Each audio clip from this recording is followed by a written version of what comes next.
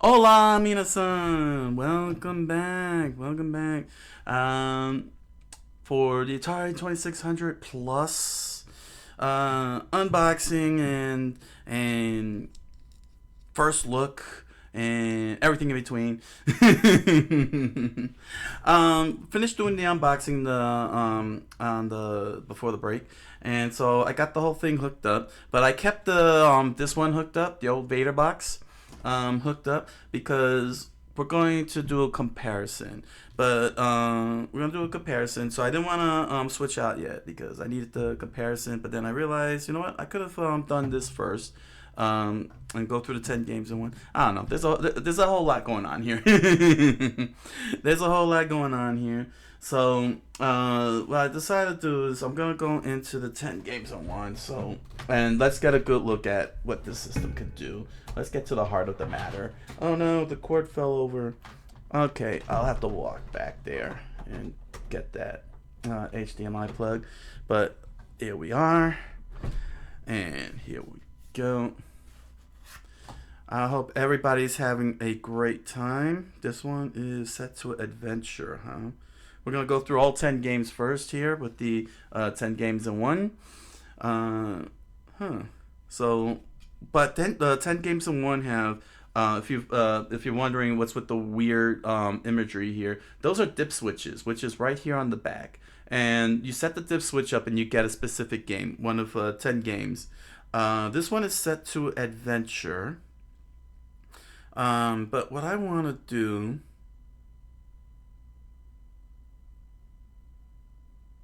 do I want to go with combat or dodging? There's missile command, maze craze, surround, video pinball, Yar's revenge, real sports volleyball, and haunted house. So I guess we could start with adventure. Have I seen Ready Player One? Yes, I do. I still have to read the book though. I got the novel. Uh-oh. Can you squeeze in? Ow. Oh, that little snap there. Oh, huh. That's interesting. The book's a bit darker. Ooh. Here we go. Alright. Atari!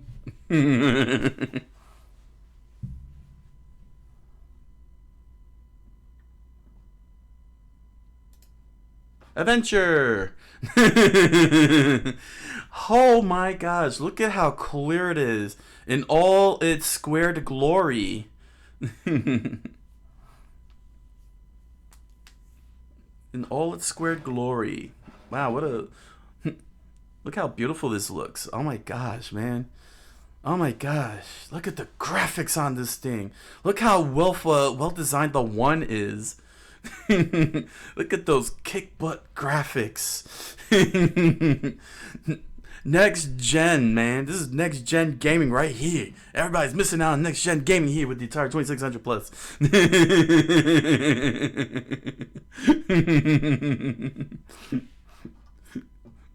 Suddenly people will start hitting the dislike button and be like, dislike, dislike, dislike, dislike. No, no, no, no, no. But you all want to hit the like button. You know you do.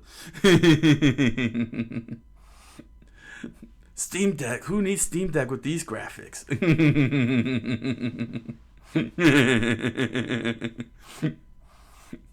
Steam Deck? Steam Deck can't hold a candle to the Atari 2600 Plus. Let's see here. I've never played Adventure before, so I don't know how to do the start. Ooh, black and white? How does it look when I switch to black and white? Oh my gosh, look at that. Look at that black and white graphics, man. Oh man, that is just so tight. Look at that, 1080p, 60 frames per second. Oh my gosh, it looks so 4K here.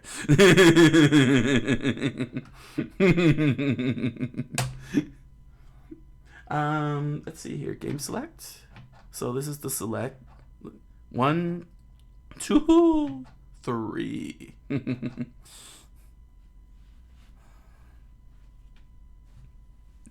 Name a modern console that could do that. There is no modern console that can do that because it's not modern enough. It's not hardcore.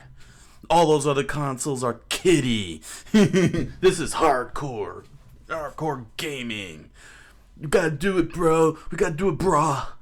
Brah, we gotta game hard with this. Let me try the aspect ratio. Okay, so that's what 4:3 looks like. So it's a little bit on the stretch side. You can really see the stretchiness between 16:9 and 4:3. I think I got the numbers wrong, so you could kill me.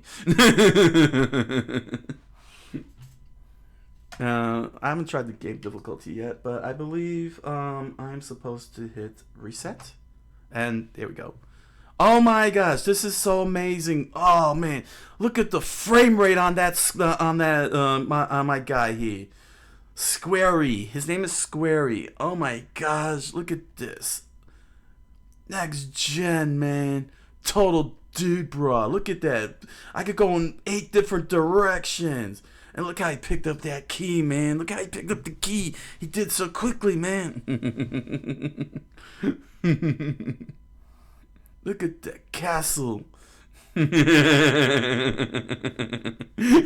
get the exclamation points.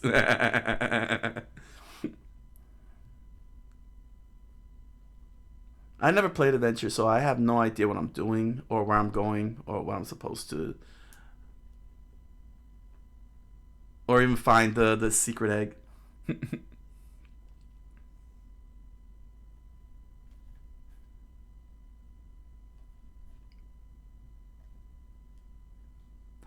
Huh.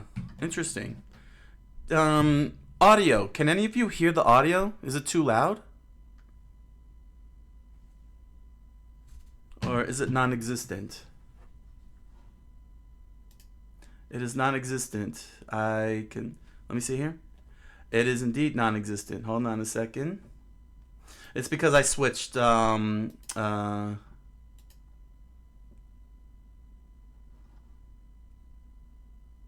see.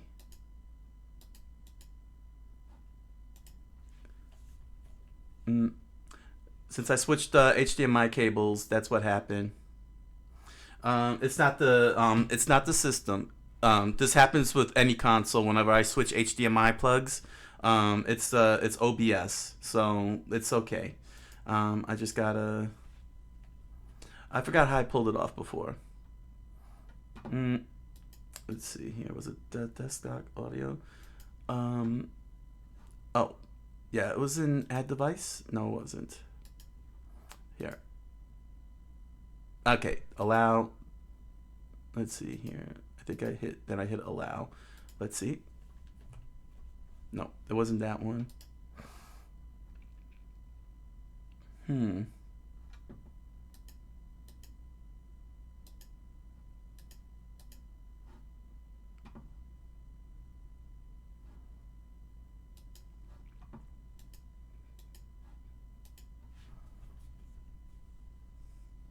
Oh. Hold on.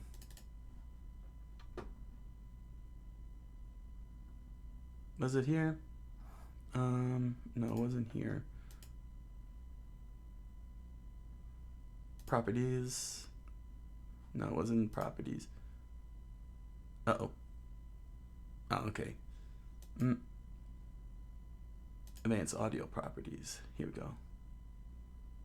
Was it here?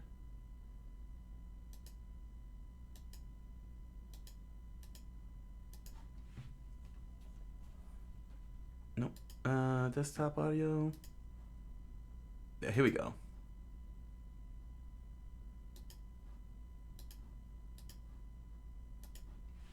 Did that work?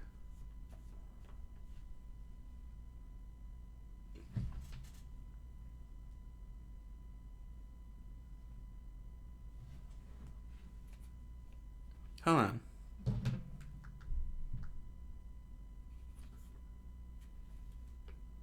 Hold on, I just realized it's not even coming through my TV. Hold on a second here. Let me turn off the TV and restart.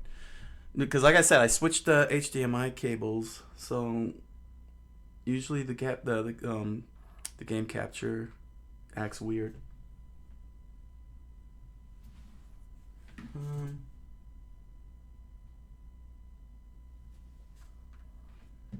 In fact, let me try turning it on and off.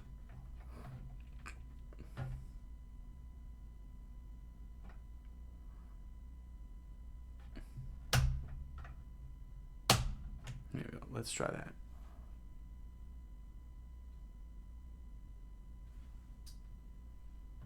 I just realized this emblem lit up. Is it lit? Or no, it's not lighting up. Oh, it is lighting up. You just can't see it because it's not in the dark. I don't know if you can see it. It's well, the whole emblem here lights up. Let's see. Huh. What's going on with the audio? Does Adventure come with audio?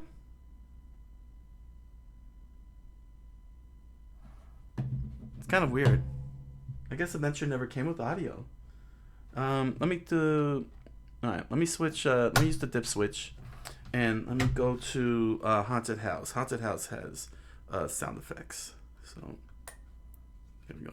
1, 2, 3, 4. All right. Let's try Haunted House. Haunted House. I know has audio.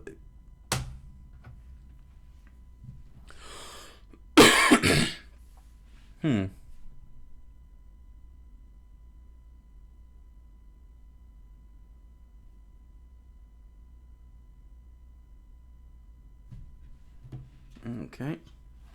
Dang, that looks way better than... No. Ooh, there we go. Alright. I better lower that. Oh my gosh. Okay, so it was Adventure. Adventure doesn't have sound?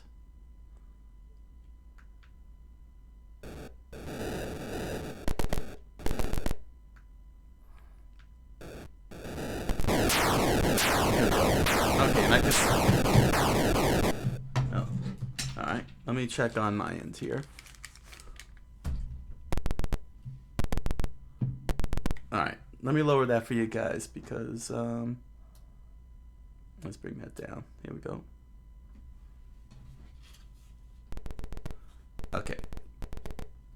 Okay, good. Ah, man. Sorry about that, those of you on YouTube. That really caught me off guard. There is sound, but I think Atari Adventure doesn't have sound. That's weird. That is very, very weird. And you realize, Atari, that because there was no sound, we all lost momentum on the comical stuff. The graphics, the story, the script. OMG. Mind blown. I don't even know why I said OMG. Oh my gosh, everybody's gone now? Aww. Aww. Oh well.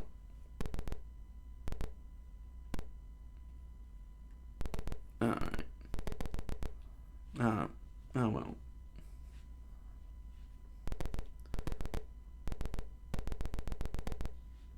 Oh, you got sidetracked.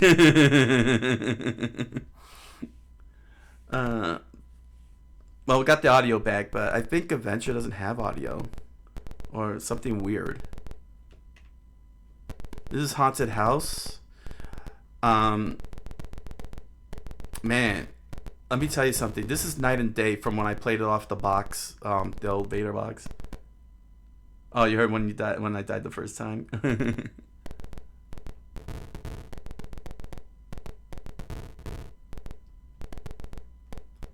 It's not bad. Let me go into Adventure and see if the audio is good. Let's see what's up with the audio. Let's see. Let's see if it's an Adventure that doesn't have the audio or when I died the first time. I will die in your arms tonight.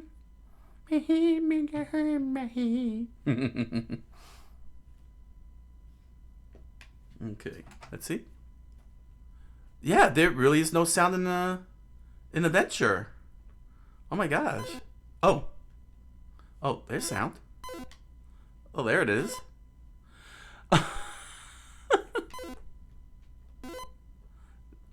Okay, what in the world?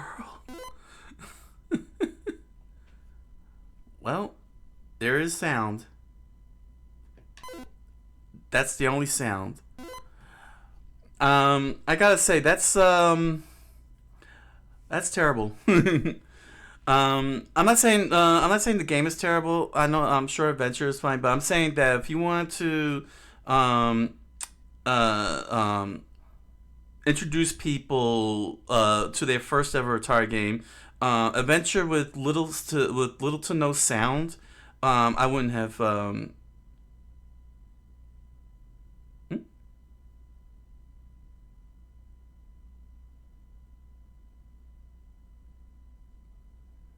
Oh yeah, the chat overlay likes to get wonky at times, especially when I come back from the break. So it's all right. It looks like we're good. We're good. We're good. But all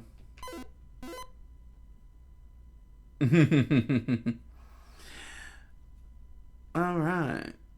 Yeah, I thought that was the OBS. It turned out it was just adventure. If I had just pressed the button.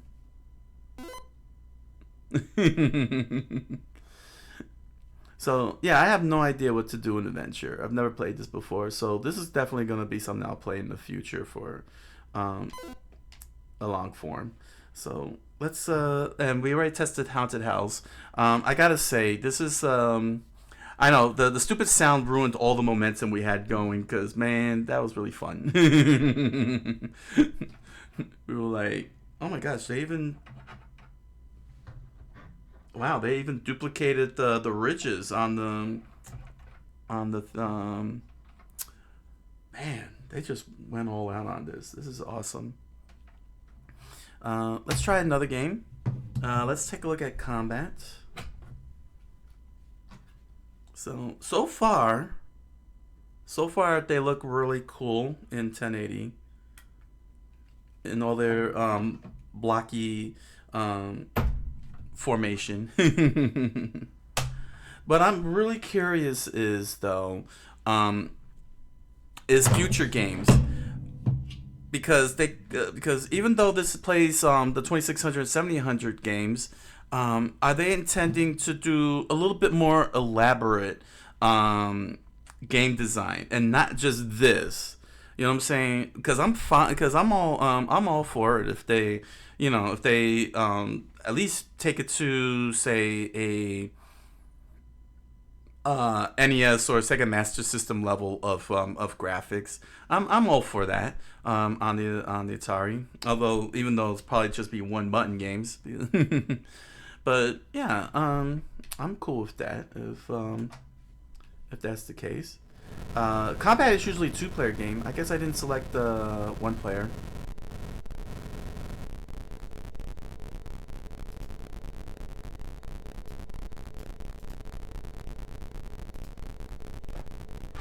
Oh no, everything's falling apart. I know, it's just only.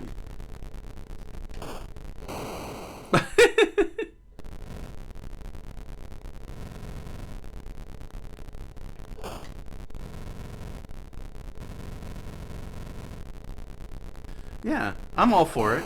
It doesn't have to be, doesn't need to be PS5 levels of gaming. We already have that. It'll be interesting to see.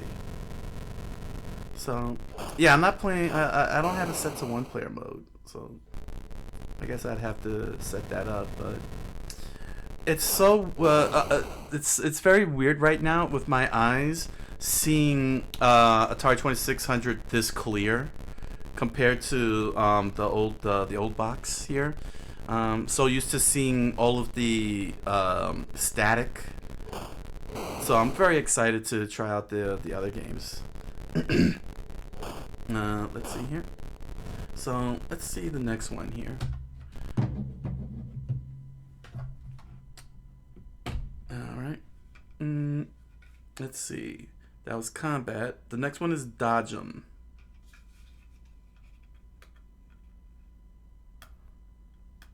One of the things that I noticed in their list Yeah, LOL. One of the things I noticed in their list of compatible games are those porn games. I was very shocked to see the Mystic porn games, that they would even list it. They listed it as unsure in terms of compatibility. Let me pull this up for y'all. Here's the compatibility list that we're going to be doing after I finish going through these 10 games. But the U means that it's untested. F means that it failed. So games like Real Sports Boxing will never work. Those with P, which is a lot of them, all passed. Among those are games like Pac-Man, Mario Brothers that Nintendo released on the system, and so on. But if we come all the way down here, all the way down here, what they found to be untested yet is what they call the Swedish erotica games. So Bachelor Party, which is a porn game, works. It passed, but Beat 'em and Eat 'em and Custer's Revenge, which will never in a million years ever see the light of day in this channel. Those are untested, so I find it very funny. I find it funny. In fact, many of these porn games are not even going to see gameplay, especially with Twitch's policy, which is fine, fair enough. But I find it very funny that they actually included that in there.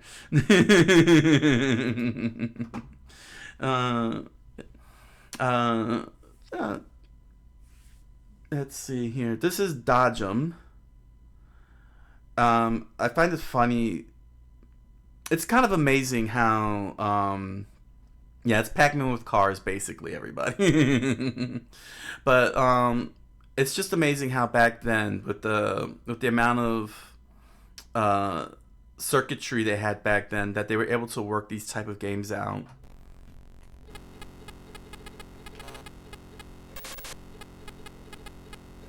Okay, I'm the one on the right. Okay. I'm the Pac car. I'm Pac car. I'm Pac Mercedes. Uh-oh. Nope. Dang.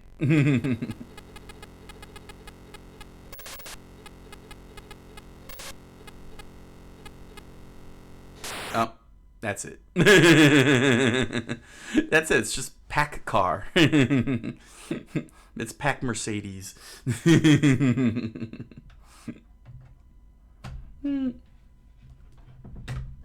Let's see. Brilliant on Atari though to include all these games here. Saying to give 10 games, and these are some pretty good games. I've already done Haunted House, especially on Halloween. It's a tradition, so there's no need to see that any further. And plus, we already tested that. So let's try out Maze Craze. I have the other copy of Maze Craze here. Here we go. So here's Maze Craze. Here's my copy of Maze Craze. So it'll be actually I'll in fact when I get the chance, I'm going to put this on and then compare it to the other one. Well, yes, indeed, porn games are on the Atari 2600. Let's see, Dodgem, Haunted House, Maze Craze. So, let's make the dip switch. That scares me. I don't think I'm sliding them in properly.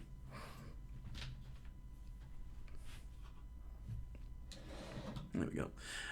I wish we could get more of these, honestly. More of these slips for my cartridges. For all the cartridges, so they won't get caught in the dust. That's normal. That's normal, just to let you know. That is actually normal for Maze Craze to do that. Yeah, it would be neat. I would like to have those and protect these from dust. Let's see here. Game select. Let me see here. Yeah, you could play without seeing the maze itself. Here we go. Oh, I hit the reset button? Oh, I hit the wrong. I hit the wrong button there. All right. Oh. Oh. Oh, here I go. It's been.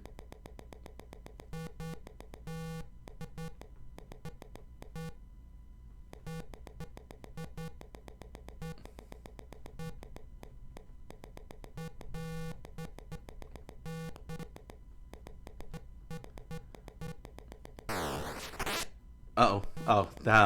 Oh, this is set to 2 players, so 2 players are supposed to be playing this, not just 1 player. I didn't catch on to that. Ah, there we go. And then I just press the button again, and it's randomly generated. Yes, that's right, randomly generated video game. Yeah, y'all thought this was some next gen thing going here with randomly generated video games? No, Atari 2600 did it.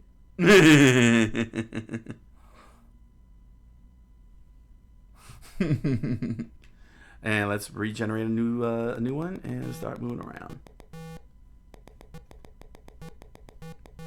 Man, man. I'm liking this. Oh, I could have. Oh, I got caught. Oh, that was Maze Craze.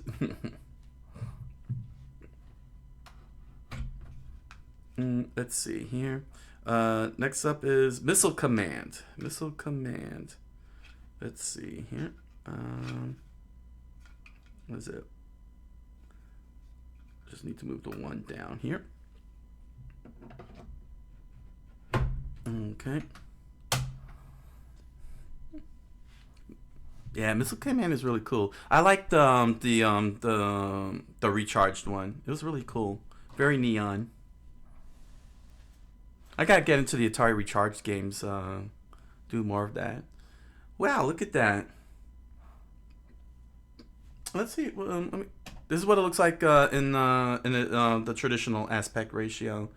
Honestly, what I'm finding very interesting is that, oh wow, I even got the brackets on the side there, because it's not on the CRT. The CRT would hide the sides there. I just realized it, because this is on a widescreen TV now. It shows all the things that it hides on the sides of the television. But yeah, with a lot of games, starting from the NES onwards, the having it set to widescreen really messes up games like Mega Man and everything, because they look wide and fat. But it doesn't look bad on the Atari either way. I think it looks I think it actually enhances it a little better, because we don't have like elaborate graphics and such. So its simplicity makes it a little bit more. Oh, how does it look like in black and white, by the way? This is what it looks like in black and white. Let's do it. Let's do that. Let's do black and white. Just like the old days.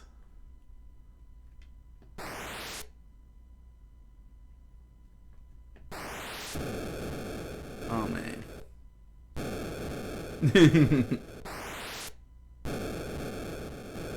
That's right. Classic, old school, black and white gaming.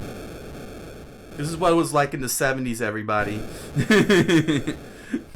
If y'all are wondering what gaming in the 70s looked like, this was it. It was black and white on a black and white CRT.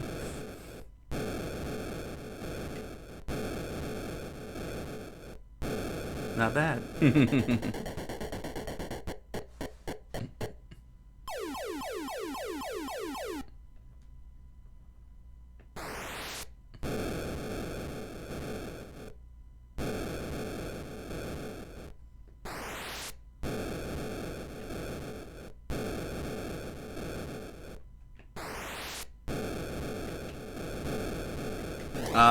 There's the first one. City got nuked.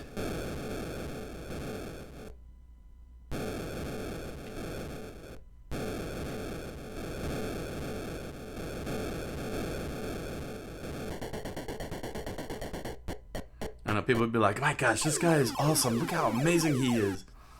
Actually, I'm on level 1.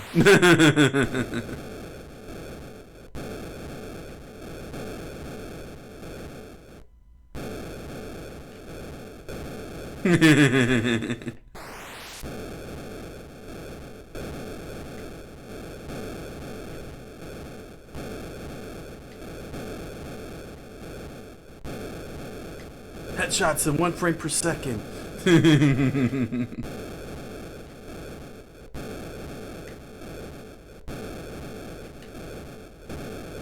Yeah, combat was like the original Call of Duty shooters.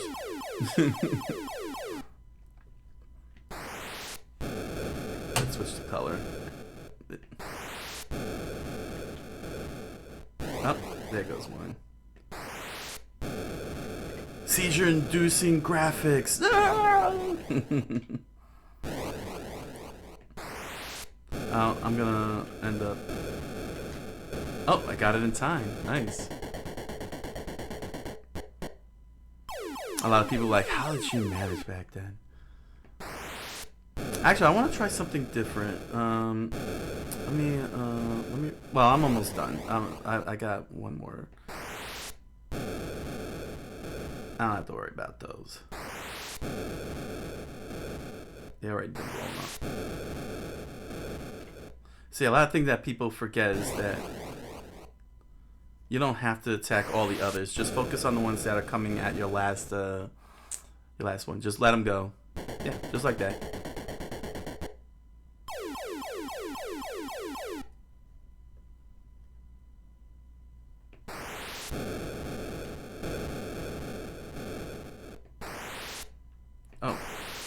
Oh gosh.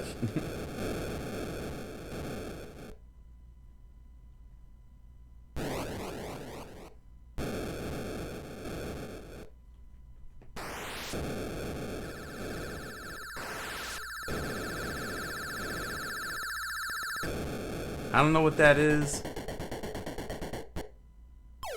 But maybe I should have let it go and see.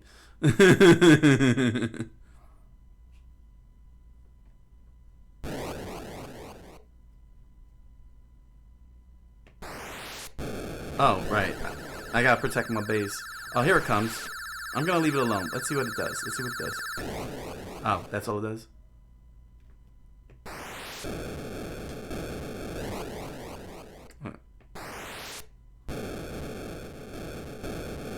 I thought it was gonna do something special.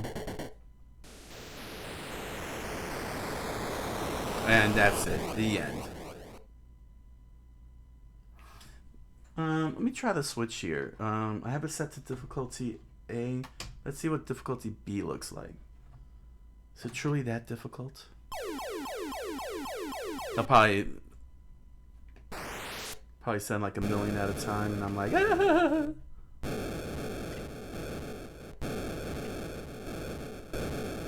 I was right. They're sending a whole bunch at the same time.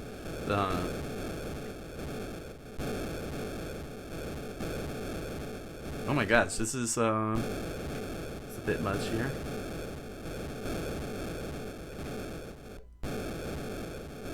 So far, so good.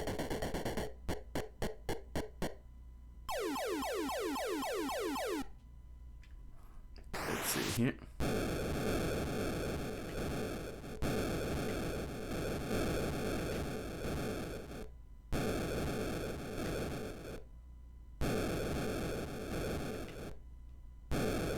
I think I should have set it to a much more higher difficulty. Alright. It's alright. We're going to stop here. Let's move on to the next one. Because we have a lot of coverage to do. And we don't want to waste too much time. Real sports volleyball. How real is it? Isn't real sports volleyball a 7800 game? No, it's a 2600 game, right? Yeah. No, they're all 2600 games. So it would have been nice if they would have included at least one 7800 game. Welcome, the best alt account in the world. This is the best alt account. You have redeemed 1 Japanese vocabulary. let me just plug this in first. Put that to on, and let's go to the view screen and head to gshow.org today. We're gonna head to gshow.org today. Today we're going to pull up. Let's see here. We will say to win. Today's word will be to win. Katsu. Atari o kachimasu. To win. Here we go. Katsu. To win.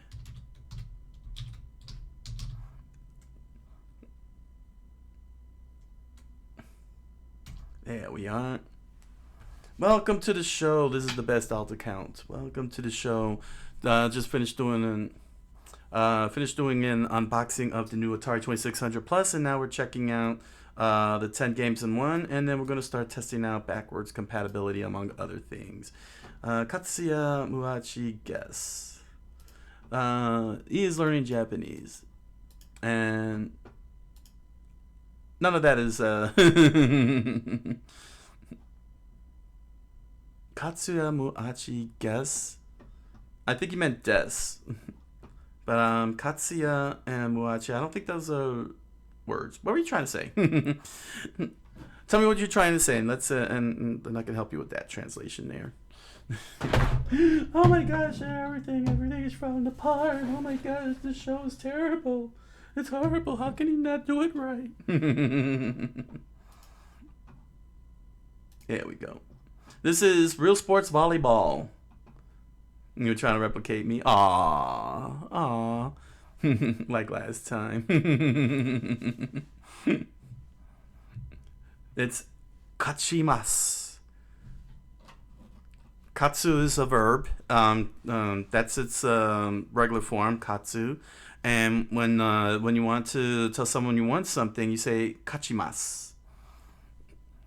So you say geimu o kachimasu. It's perfectly fine to say geimu. Do an English accent to it. Geimu o kachimasu. Or if you're playing. Yeah, prob is.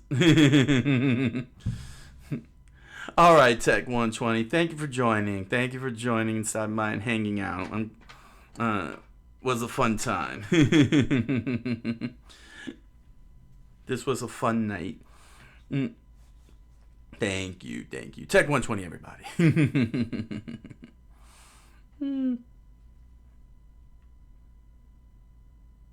Ori o kachimasu.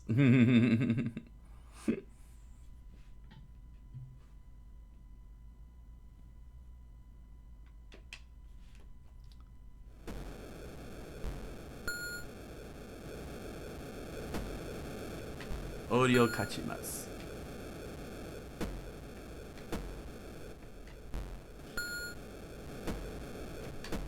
There we go. Oh. I gotta run over and pick up the ball. That's funny.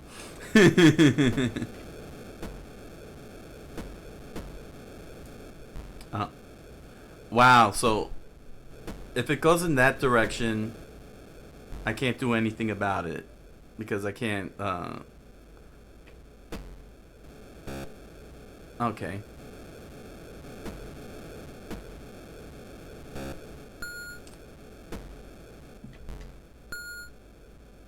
Well, I'm not going to play to 25 points.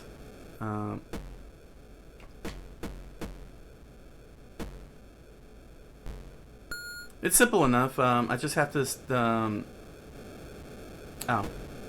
Oh, wow. The AI... this game has AI? It was trying to trick me? Seriously? This game tried to trick me? Oh yeah, this is the Atari 2600. This is the old one. I got the old one right over here, and this is the new Atari 2600 Plus, which comes with quality of life stuff, HDMI, USB-C port, but still retains all the classic qualities of the old console from the port. And also can change the aspect ratio as part of the quality of life, and it's backwards compatible to all of the 2600 and 7800 cartridges from back in the day. So this is volleyball. This was interesting. This is interesting. Let's move on to the next game here. It's got a nice little presentation going. The 2600 plus. Surround. This is the next game here. Surround. How does this dip switch work? Here we go. It goes 1, 2, 3, and 4 is up. Okay. You started off on the 360 and the PS3, huh? You came in at a good time.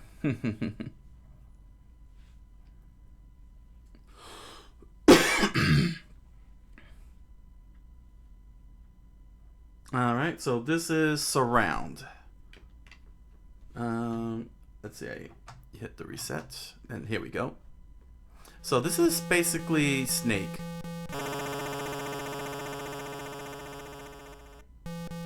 I'm green. That one is blue. Oh, it's a 2-player game. Okay, this is set to 2-player mode. Got it. Yeah, let me hit the game select. Maybe I could get the 1-player. Is there a 1-player one? Okay, let's try that one. No? Yeah, one of the major drawbacks, game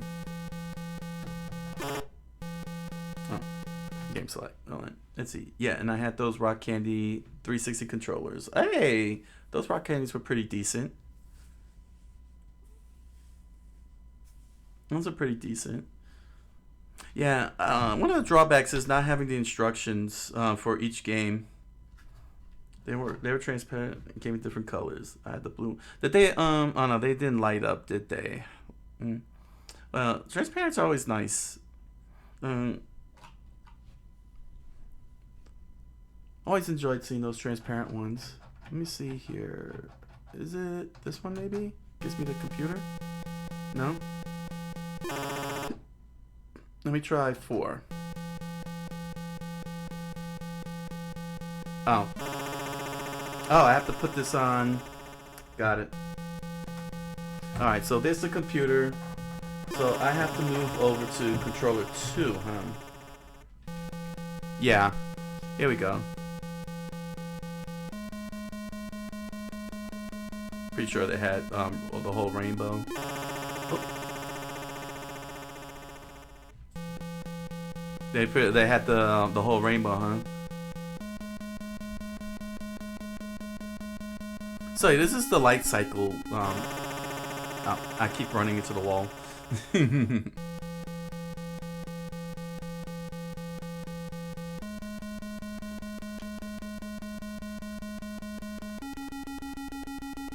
There we go. Got him. Woo, it's moving faster. There we go. One of the coolest controllers for the console. Hit the game select. Yeah, this is more suited for 2 players. That's interesting. Never played this one before, Surround. It's basically Snake or Tron Light Cycle. Here's a classic one. Video Pinball. I played this game a lot back in the day. Here it is. Here's the original cartridge to Video Pinball. This is what it looked like. Here we go. Pull back a bit. There we go. Alright, let's hook this up. We got one more game to go, and then we're going to start doing some crazy tests.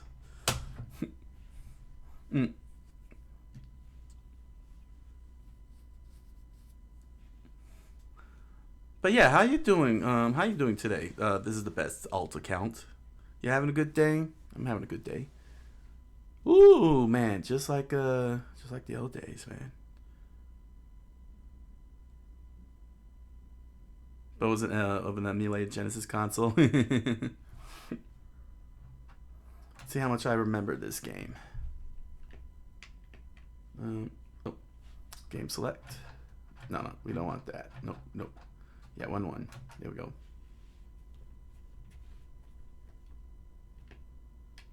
Oh, I have it on socket 2 because of that. I am doing good. I'm having happy time here because once I'm gonna demonstrate one more time how my old Atari 2600 looked on the live stream, and see such a stark contrast between the 2600 Plus and this.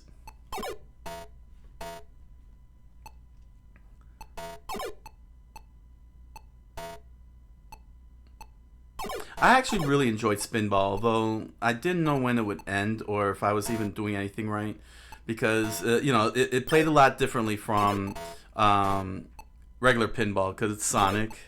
So I wasn't even sure if there was like an objective win or if I'm just doing regular pinball.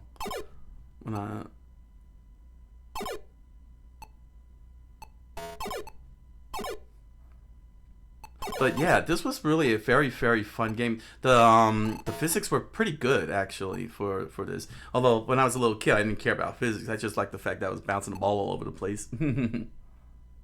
Yeah, Sonic Spinball still was very enjoyable.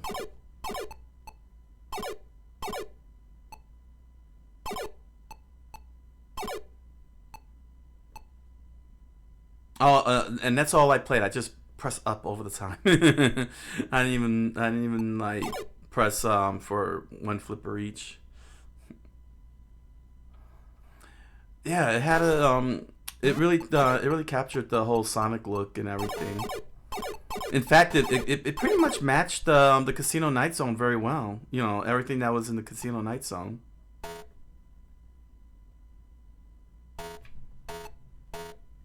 That Tron sound.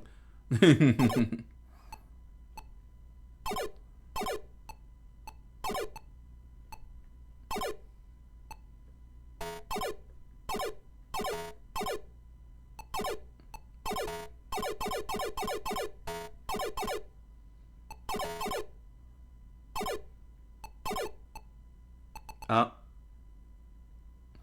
Alright, here's number... This should be the final life.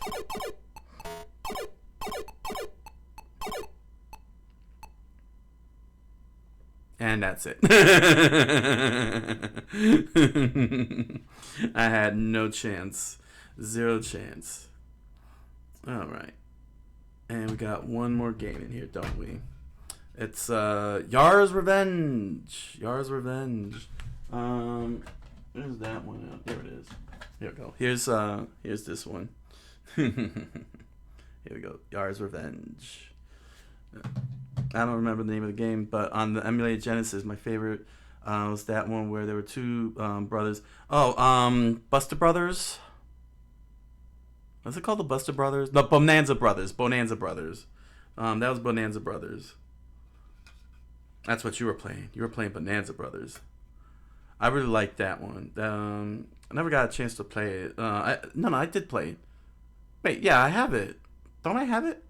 Yeah, I have Bonanza Brothers. It's on my Sega 3D collection on the Nintendo 3DS. Let's see here. Make sure the switch is correct. The dip switches. And here's Yar's Revenge. Game was so fun. I really liked the way that was designed because it was a split screen. Reminded me of the Spy vs. Spy games. And here we are. Sorry, 1781%. 1981. I don't know why I said 1781. Yar's Revenge. And this is what it looks like in black and white. Oh, there's no black and white option? Right, Yar's Revenge never came with a black and white option. Here we go. Yeah. Ow.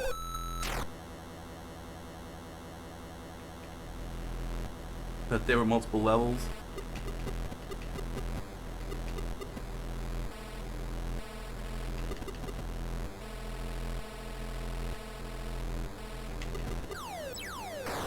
Ah, it caught me.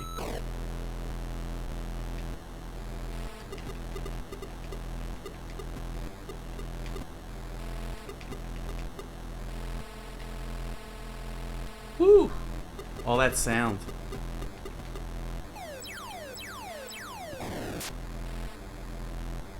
Oh, that's right. I could go up and... I forgot I could go up and down here. Oh, right.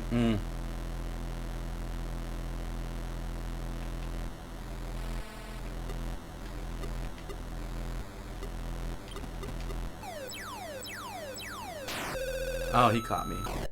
Well, that was the game. So that was the 10 games in one, and I gotta say, man, that 1080p really looked. They really look a lot more crisp and nice. I know a lot of people will be like, "Oh, that's a weird thing to say for such old games," but well, you're gonna see in a second once I switch over to the old one, and you'll understand how big this the difference is here. Let's remove this. And then we're going to start testing out the backwards compatibility of these games here. But first, let me just remove this. And, oh, I have to go to the back. Sorry, excuse me. Because the HDMI plug fell. There we go.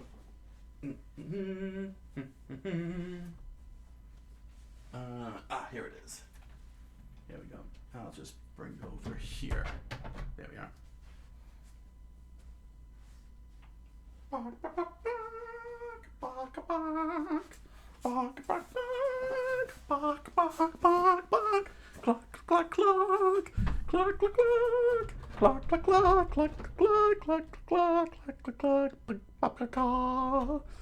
All right. So this is the old Vader. All right. There we go. This is the old Vader, and we're gonna, simple enough, pull out video pinball here. We're gonna show you what video pinball looks like when I run it through all of this. Here we go. So right here on the old Vader, and that's what it looks like.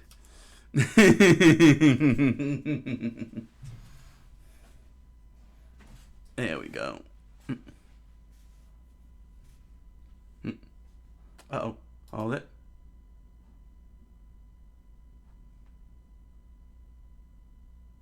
Do I have this on? No, it's on. Hmm. Hmm.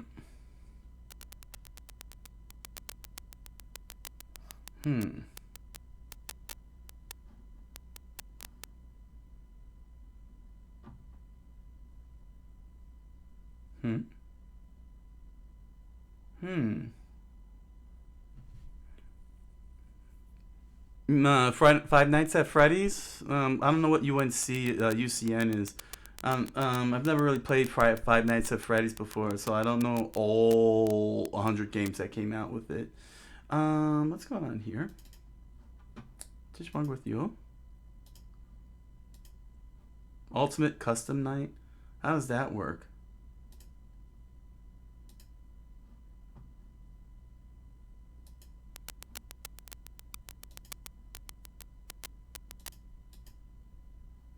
There we go.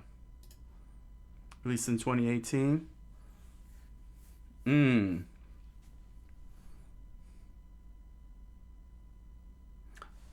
So you kind of like customize your own Five Nights at Freddy's challenge?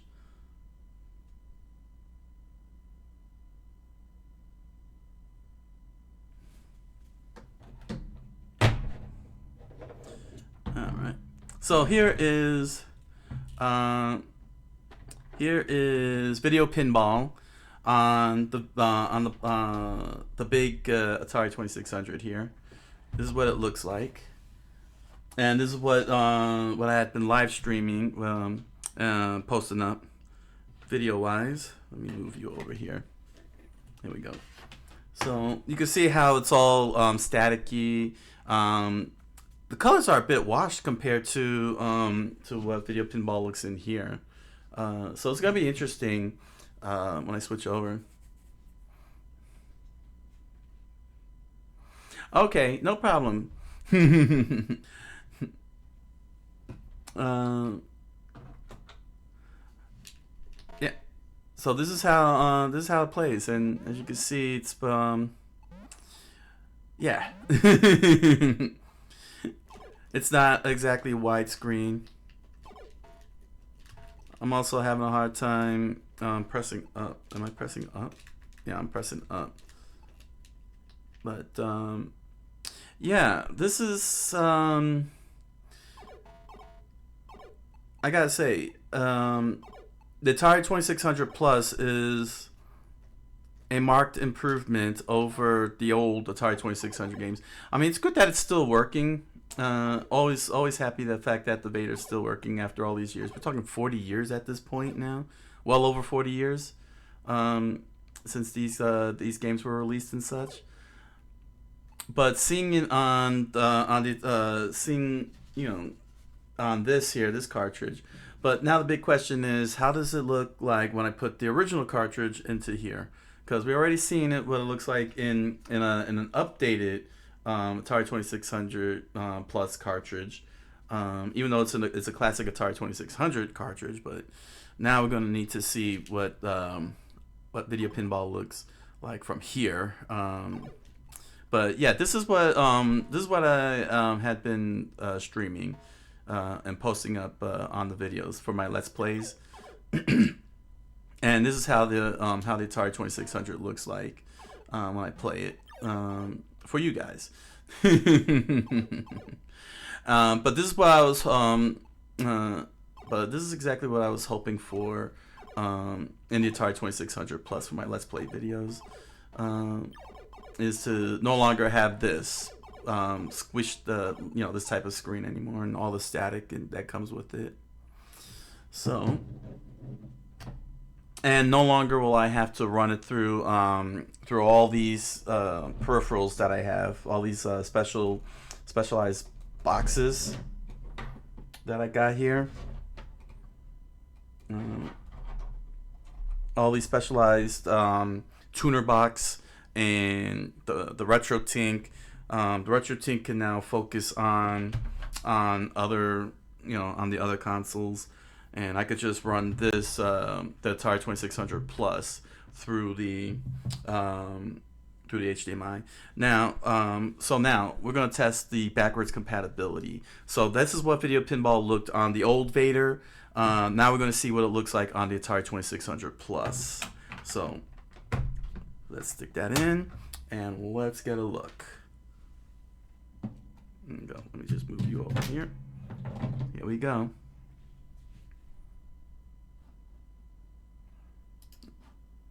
Loading game. That's interesting.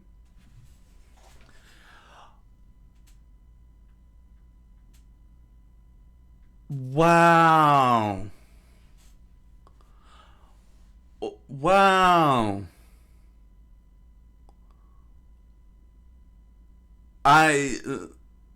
Wow. Wow, hold on a second here. Now you saw this, right? You see? It's this. It's this. I have it stuck to this. This is the old school cartridge. Oh my gosh. Oh my gosh. There we go. And it looked like that? It came out looking like that?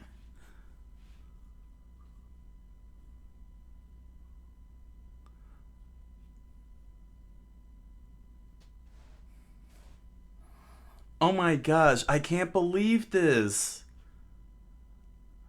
Oh wow. Look at that. How did they do this? No, seriously, how did they do this? Like, what did they do?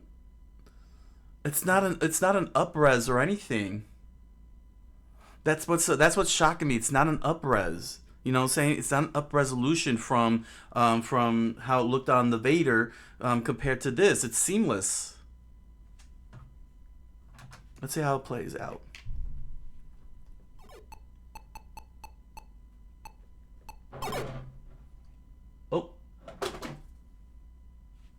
What the?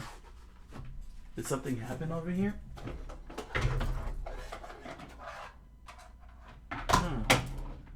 Well, that's weird. You heard that, right? That weird. That's pretty weird. Yeah, this is what you use to play the Atari 2600 with. Use the classic joystick. Use the classic joystick, or for other games, you would use these paddles, where you could turn the control side to side, character side to side. I'll show you soon enough. But my brain right now is exploding because I can't believe that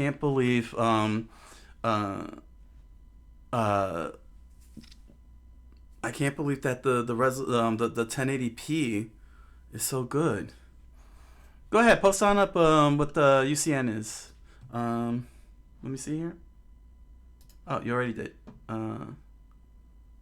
Alright, Ultimate Custom Night. Let's see. One power generator, silent ventilation, heater, power AC, music box.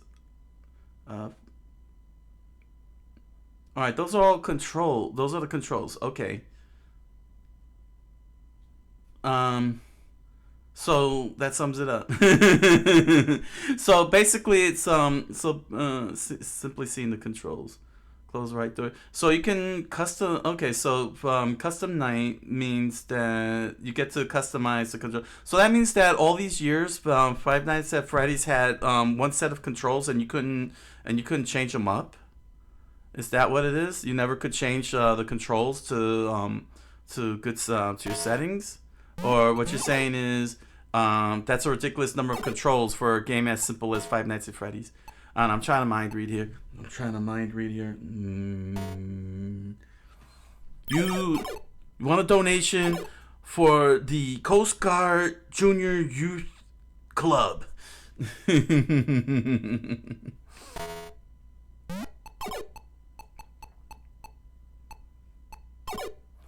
Gotcha. It's a super ton of controls. Yeah, I think that's a little ridiculous. What's the global music box for? That's weird.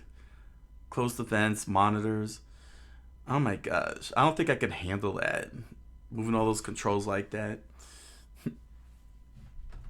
But oh my gosh. I'm just like floored what I'm seeing here. You have to memorize all those controls to beat the hardest mode. Gotcha. So you'll be like I don't think I can handle that. No way. No way. Just like my mind can't handle the fact that this is an old Atari cartridge and it came out looking like this. I was expecting the age of the cartridge to, to show wear. Almost all the controls coexist to an animatronics function. Video pinball. Alright. That was video pinball. So, here's Joust. This here's Joust. I did this on the last segment. Showed it off on here. So let me just recap to all of you how it looks like. And then we're going to see if it's compatible. It should be compatible on the 2600 plus, but this is what it looked like.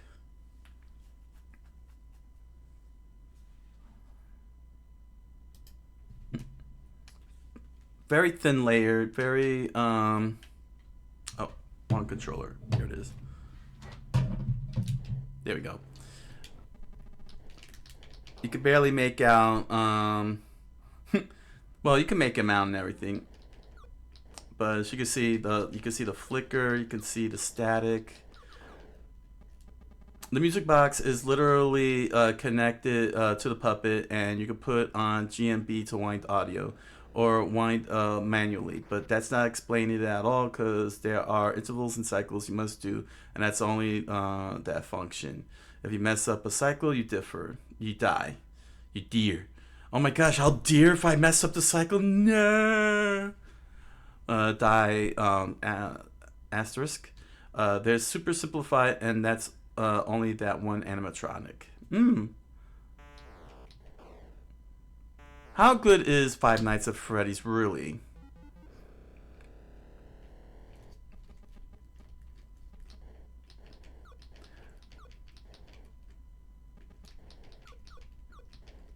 Yeah, and you can see the lines on the edges there. It really has crazy age on this old console. I'm just screwing around because we're gonna see if this puppy works on the Atari 2600 Plus. Now, the reason why I keep saying if it works is because, like I said, not all, even though it's compatible to a lot of 2600 and 7800 games, they make clear that there's some that doesn't that fail to work on it, like Real Sports Basketball, and then there's some that do that are untested, and I don't know if I have those games on the list. But yeah, this is what it looks like, and I'm just gonna let him run side to side there.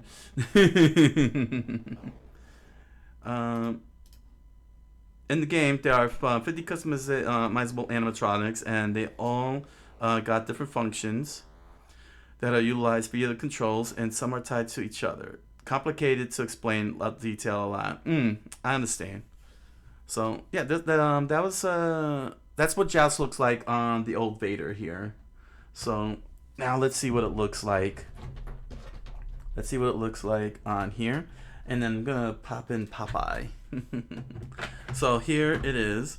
Here it is on the Atari 2600 Plus. Let's see how this goes. There are other problems you have to deal with, even if you don't have any animatronics, such as power and temperature. So basically, this so there are many different dynamics. Got it. So there's so they put a lot more meat into Five Nights. Wow! Look at this. Look, do you see the difference? Look how nice and clear this is. Do I have this on? Yeah. So here's 4:9, which looks really cool, and then this is the widescreen. Yes, it's one of the best because of the dynamic. Okay. Well, I should take that into consideration to jump in on Five Nights.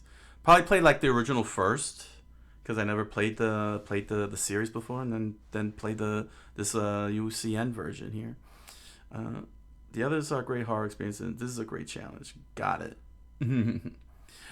Wow, but just look at this. Oh my gosh, look how clear this is. Ooh. Oh man. Yeah, let's start this up. Uh-oh. Is this not plugged on all the way? Uh-oh. Let me check the list here.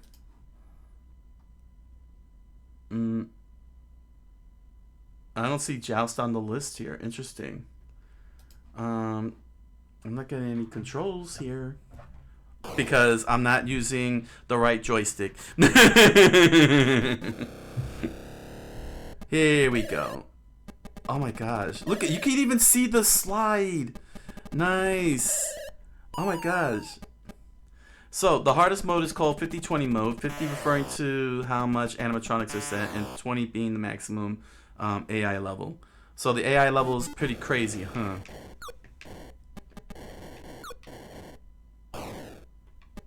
Look at that. There's the egg.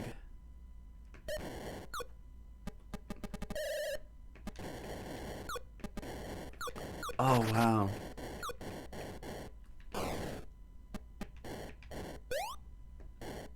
Though, isn't a challenge. That's an understatement.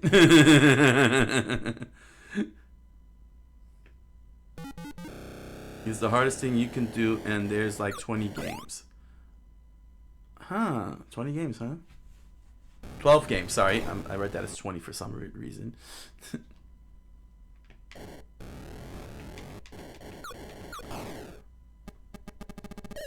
Man, the fact that I can see the slide. I couldn't see that on during the live wow. Look at that. You can see the detail of this. Ow.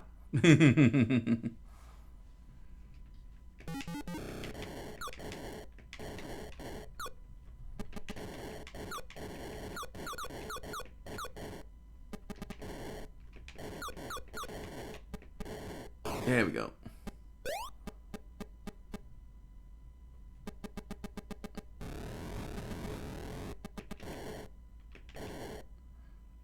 Man, even the second hardest mode is about 6 times easier. I'm not joking, by the way. That's my real estimate, and I've beaten the hardest second mode, but I'm not even close to 50-20.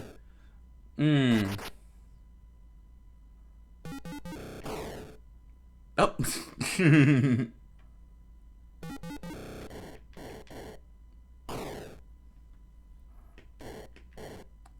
Got you. Oh, got caught. One more chance. Oh, got caught. Man, so that's Joust. That was Joust. What a stark difference between the Vader and the 2600 plus. All right, so I tested this out in the last, showed this off in the last segment. So we're gonna show you one more time what it looks like here on the old Vader. 5020 is a cesspool in a good crazy way. It looks like MLG meme edit from how much stuff is happening at once. Who's a good Let's Player that's playing that? I want to see how they play it. See how their reaction time and such. Like, are they showing off the keyboard and their hand movements on the keyboard, that kind of stuff? I wouldn't mind taking a look at that. So here's Popeye. This is Popeye for the 2600. DJ Sturf, he's so good. DJ Sturf, okay. So this is on the Black Vader.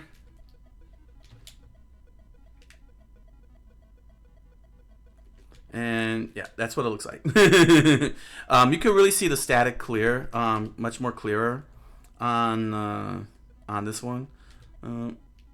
He's a one-hit wonder. He's known as the best UVN. Okay.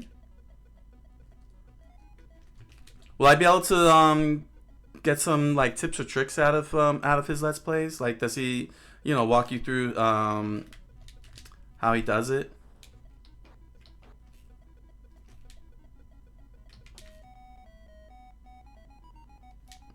Got him.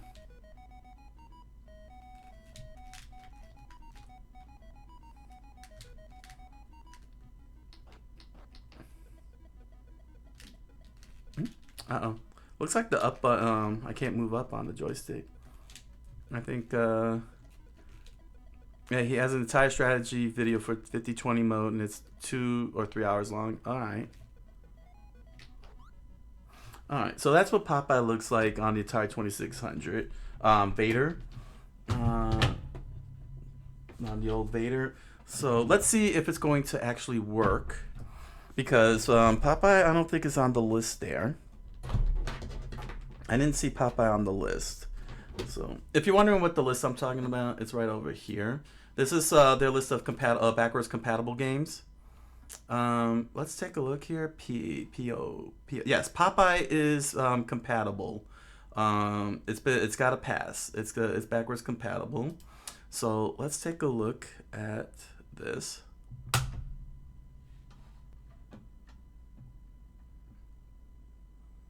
Oh, you mean do a reaction to it? It would be funny to see you watch that video just to see how nonsensical it is. Dang, look at that. How's the let me see the aspect ratio. Let me play it like that with the aspect ratio this way. Yeah, you can really see the stretch on this one. Some of the other games you don't see the stretch for because of how simplistic it is. But this one, since this is a little bit more elaborate, you can really see the stretch, stretchy bodies. Yeah, I'm not good with reaction videos, but I don't know. Ooh, that's a little louder. Nice. I'll have to take that into consideration. Although I don't know if I want to sit 2 hours, do a 2-hour reaction. Got him.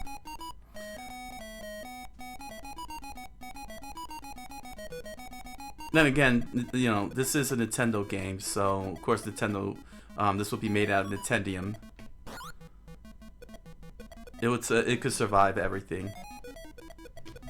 Oh, got caught. Ooh, you can even see him vanish. I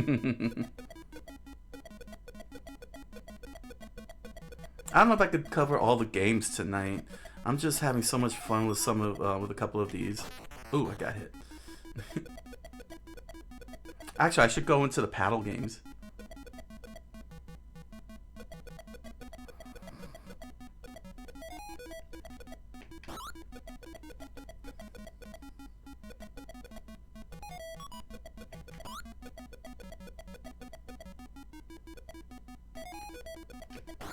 Skip the timestamps? That would make sense. No, that's not what I meant. He has timestamps, and it would be funny just to listen to his explanation, which is so hard to... Huh. Now that makes sense if he's got timestamps.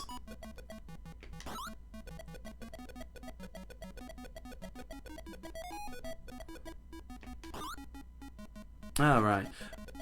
But yeah, you can really see much more clear. Oh. Oh, because I left the heart down there, that's why.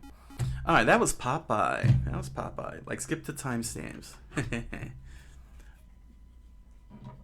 Alright, most definitely. Most definitely. Alright. We gotta try a few things out here. Let's take advantage. Let's do this here. Alright, so, as I had pointed out, let me just carefully unplug these and make sure they don't fall down. Yeah, I'll see. We'll see what I could do if I have time tonight. As you can see, they the controllers, the sockets use the same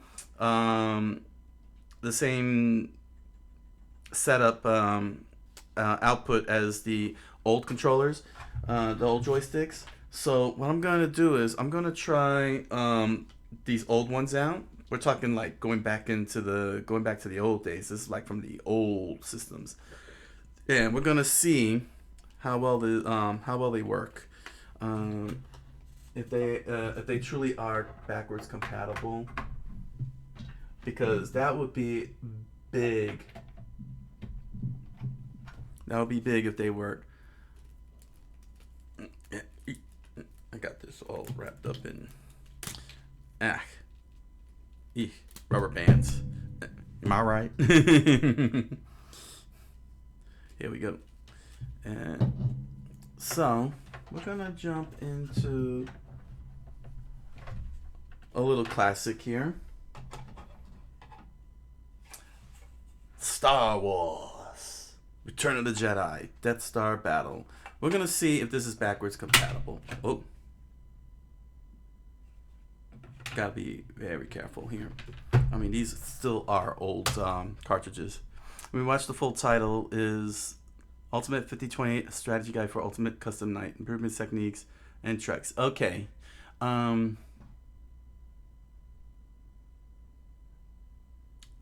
Let's see.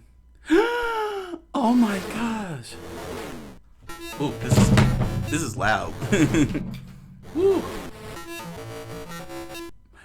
Another great benefit that better audio. Oh man, is it blasting too loud here? Let me lower that a bit. All right. Yeah, let me set this up for you. Let me pull up the YouTubes. And let me just copy paste that. This will be later. I will take a quick look at this. There we go.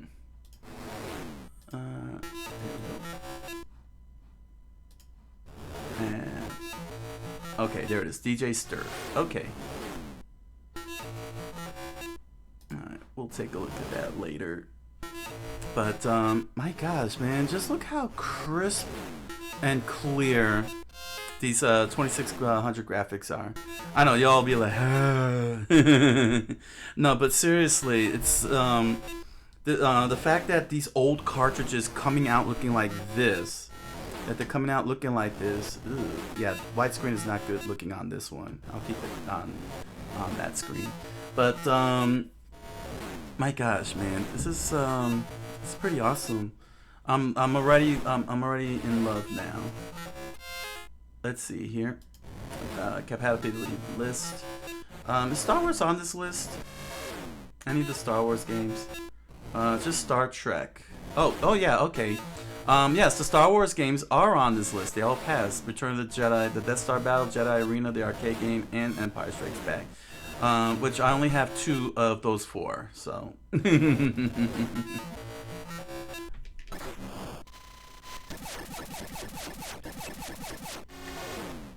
Get those TIE fighters. And zoom right on in.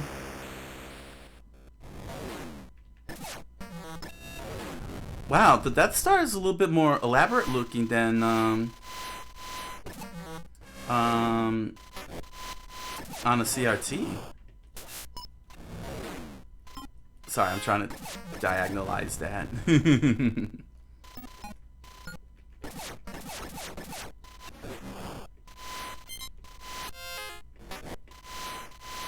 This is on easy mode, so that's why it's just everyone slamming. But if this was on a harder mode,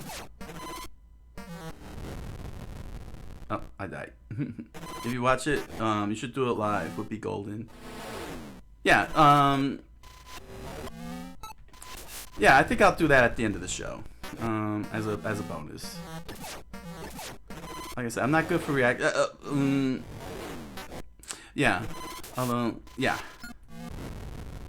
Although it's not gonna get posted up because I'm a little concerned about regular YouTubers and their copyrights.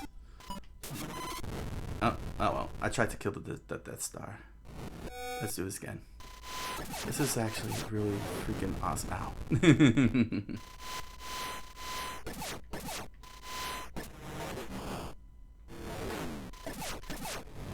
Ow.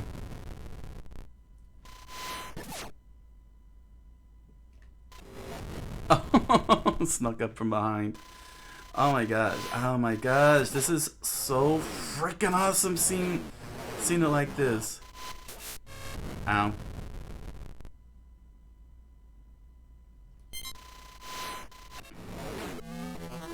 Oh, there we go. Ah, I got zapped by the Death Star. There we go.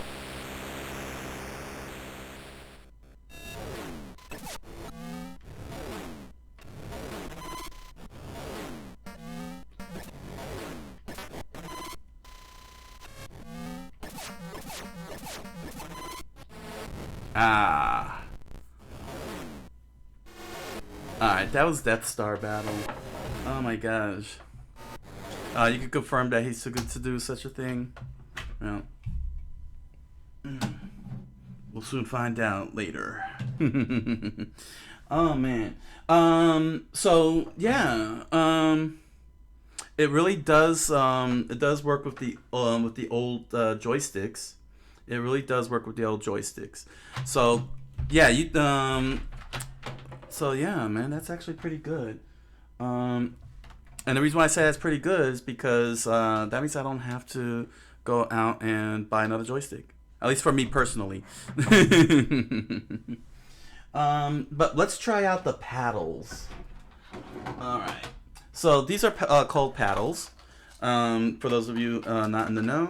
And what the paddles do is you turn side to side where you play games that require you to turn side to side. Games like Pong, Breakout, and one of my favorites here, Warlords. Warlords is a favorite. My cousins and I used to play this all the time. Should consider getting another set of paddles too.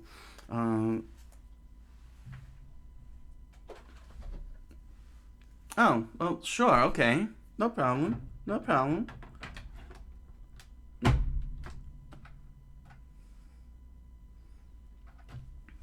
Let's see here. Let me keep this plugged in. No problem. This is the best alt account. Let me just keep this plugged in. Here we go. So we're gonna take a look at Warlords.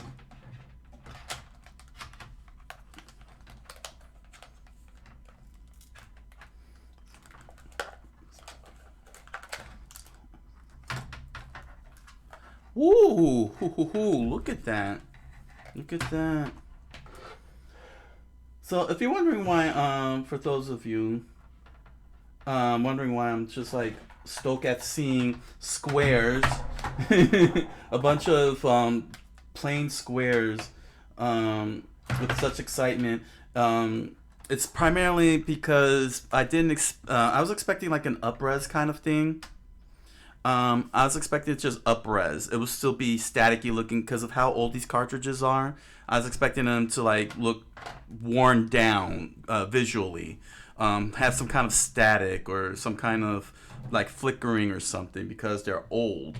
But the fact that they're not coming out old and they're functioning so fine is pretty fun. It's really exciting. Let's see here. Okay, we got it.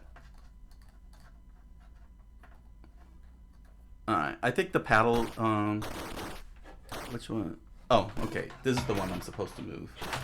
I'm supposed to move this one.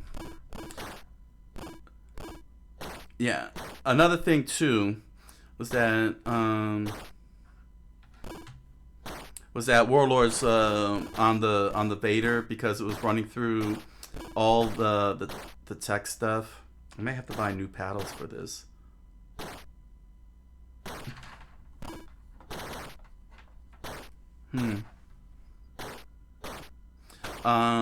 You know, it looked horrible on the screen. Like you couldn't see the cursor, this purple cursor that I'm moving. Yeah, I think the control. I think this is busted. I'll need a new set of paddles. Age. Well, I can have it checked to be fixed up. But yeah, because of the fact that I was running it through the channel tuner, then which ran through the RetroTink, which ran through the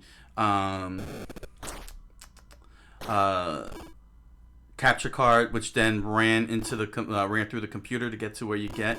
You couldn't see this purple cursor that I'm moving around. It was completely blanked, and so it wasn't like you couldn't play this game. It was like rendered unplayable. But now, thanks to the Atari 2600 Plus, I don't have this issue anymore. Now I just have a paddle issue. I have a controller issue. Okay, no problem. Gotcha.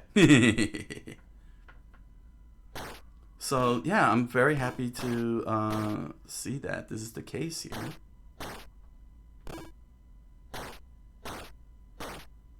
And the fact that I remembered that I was supposed to play this on the second on the second slot, it's kind of weird. It's kind of freaking me out. We're talking 40 years here.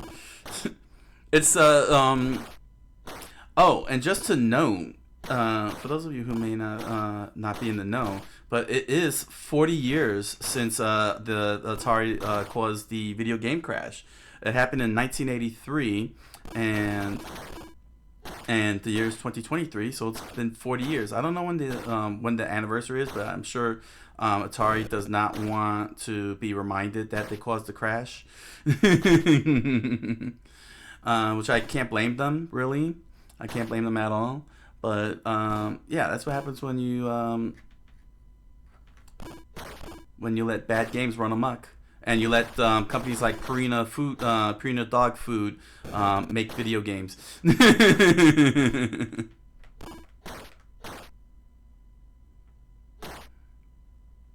Here we go. Gotcha. All right. So yeah, it's just so I just have a controller issue, which is okay, which is fine. I could take that in to get serviced. So let me grab another one of. Oh, I do have pole position. Oh, sorry, tech. I do have pole position. I actually do have the pole position for the 2600. I have to pay attention to what I'm grabbing off the bins. But we're not gonna jump into that. We're gonna look at let's see. I want to jump into one more paddle game. It's a old favorite of mine. I played this game so much, it's crazy. Where are you at? Is this it? No, not you. Then you're down here. No, you're down here. What about over here? Ah, there you are. Okay.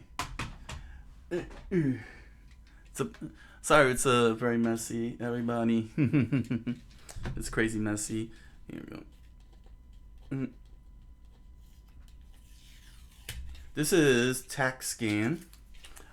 This was made by Sega, and this was one of my favorite shooters on the Atari 2600. It's really cool. And it uses the paddles, used with game paddles. I think, do I need to switch them? I don't know. We're gonna see. Oh, that's actually a good question. Is this on the compatibility list? Because I really want to test out. Oh no, it's on the it's on the list and it passed. So this is gonna be a workable game. This is gonna work. See how that looks like, and play it out. There we go. Ooh, wow, this looks so clear. I know, I keep saying it over and over again. I can't help it, man. It's just awesome. Game select. Okay, so I do need to move these over to the player 1 slot. Alright. Player 1 slot. Alright.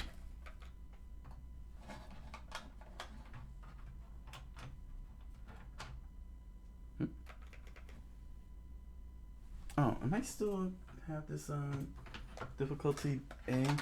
Hold on. Let me see. Yeah, I have it on difficulty B. Switch that over. Alright. The paddles are not responding kindly to TaxScan. Oh, and let me see how it look like in black and white. No? No black and white.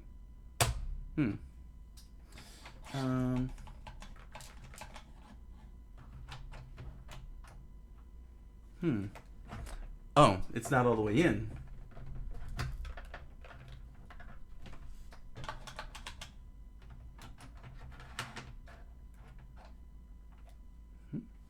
Let's try again. Uh-oh. It said it passed, and looks like it's not passing. Oh, wait a second. Okay, let me wait. Loading game.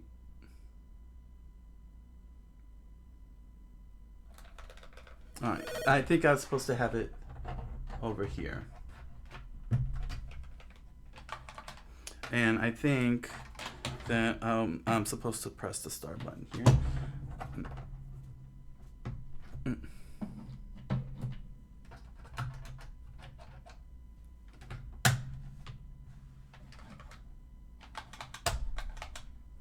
Huh.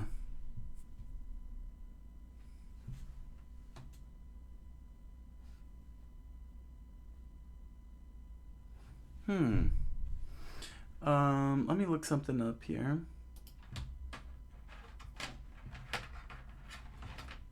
Let's see here. TaxScan. TAC-SCAN. TaxScan. Atari.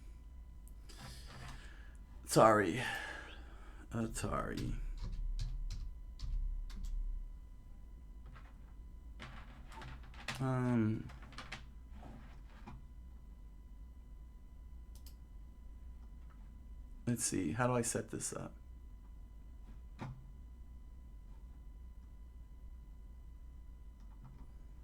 Setup. I better make sure, because when it comes to paddles, sometimes they have to be on one side, and sometimes they have to be on the other. Squadron alert. Okay, so yeah, this is supposed to be on the right side. So I do have it in the correct spot. Okay. Alright, so let me turn this on and let me turn this off. So yes, I did do it right. I did have them on the correct side, which is the right side. The right slot. So it might not be working due to its age.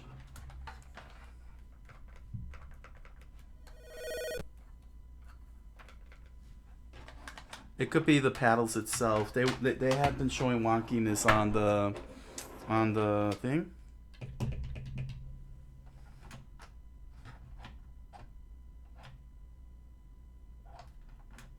It might be the paddles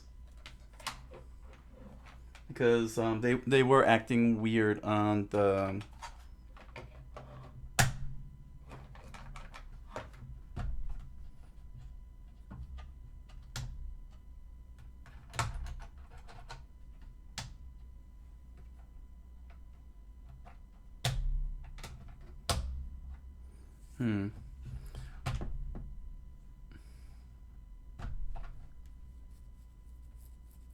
Hmm.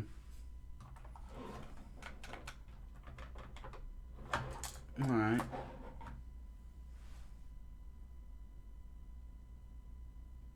All right. Let me try. Let me try Demons to Diamonds.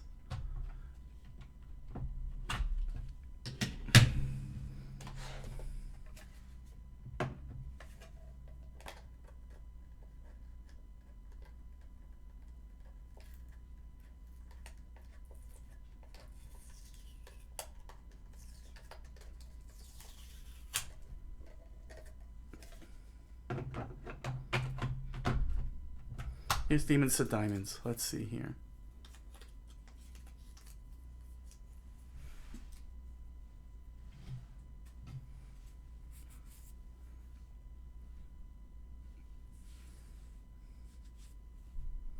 All right. Let's see.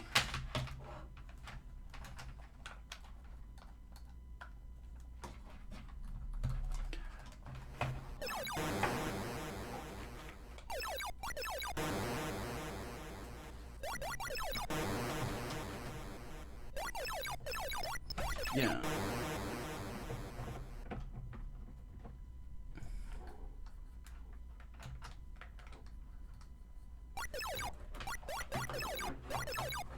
Oh, here we go.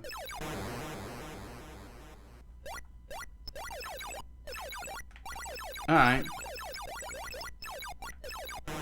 Alright, it's working.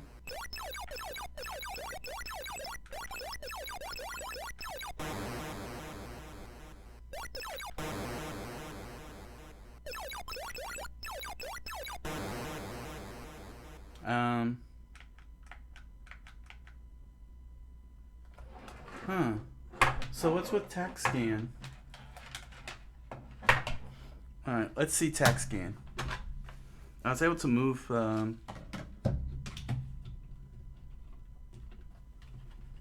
let's try tax scan.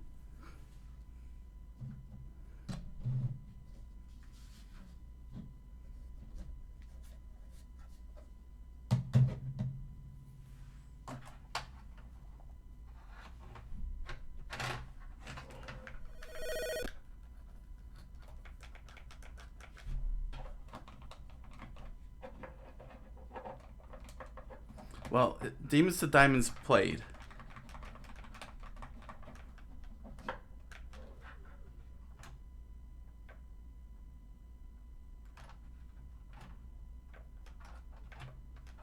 Okay, let me look up how to start.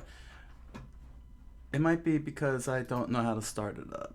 It has been 40 years. Let's see.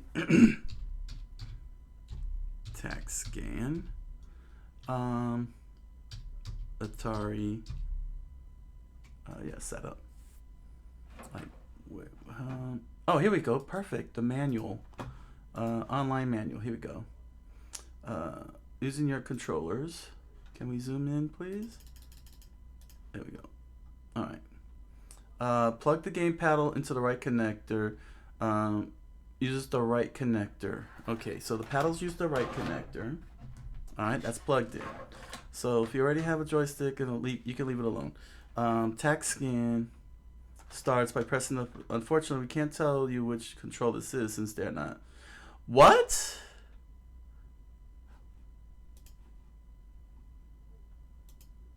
Read that. Read that, everybody. Let me zoom that in a bit more. Task scan is started by pressing the fire button on of the correct game paddle controller. Unfortunately, we can't tell you which control this is since they are not marked. Try them both. You'll know when you have the correct one when the game starts. And this is why the crash happened. This is why the crash happened, everybody. How did I even manage when I was a kid? I don't know how I managed that.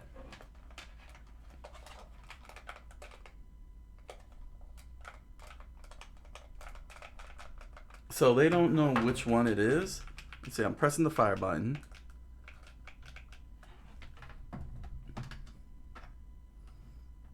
Okay, what about the other one?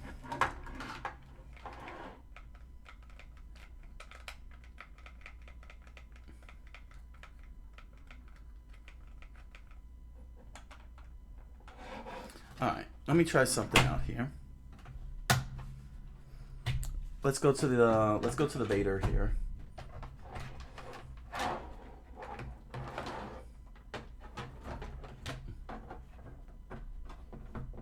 Okay, I got that plugged in. I'm having a fun time here, guys. You have no idea how cool this is. All right, here we go. Let's turn this on. So here it is. Here it is. Okay. So, okay.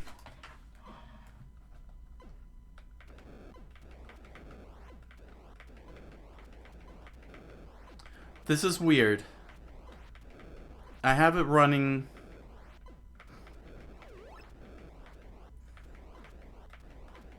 So they might be wrong then. Well, it did turn on.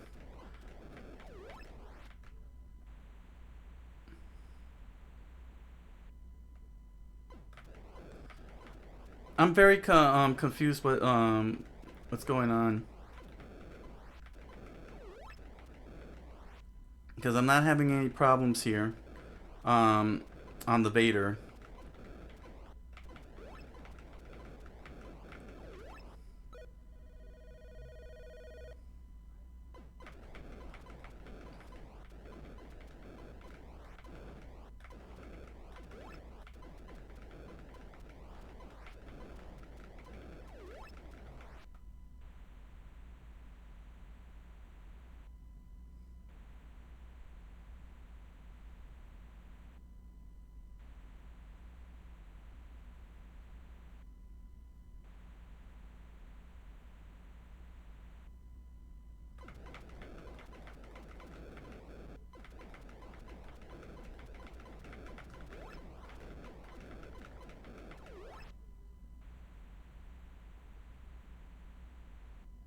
All right, let me stop here.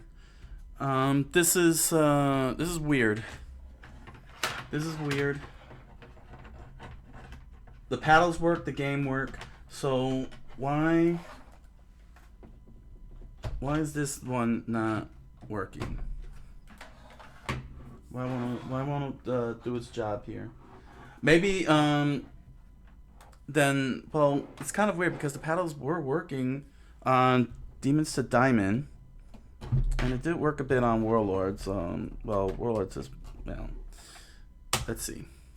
Let's try it here.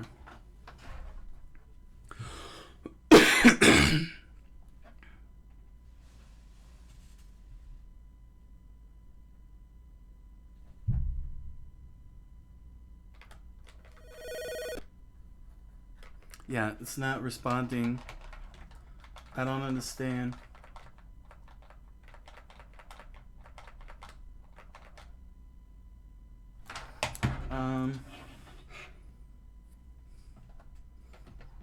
I better check. Let me grab a 2-player game here. Which one?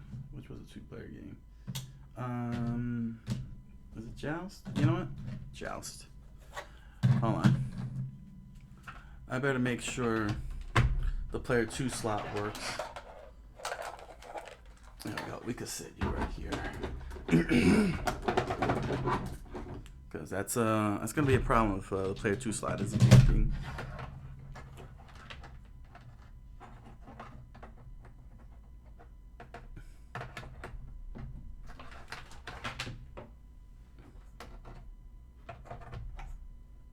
Here we go.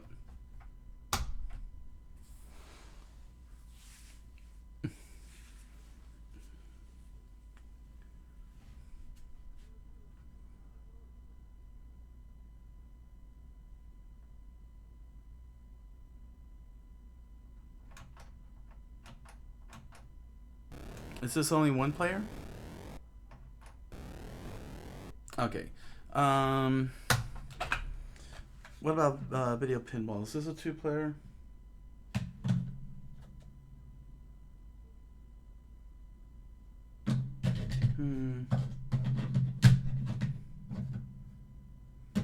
This should be 2-player.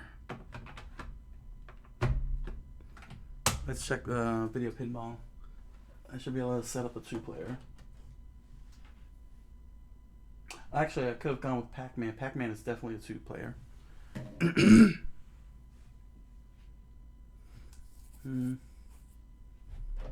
Okay. Game select. 2-player. That should be 2-player. Alright. Let the ball fall. And then...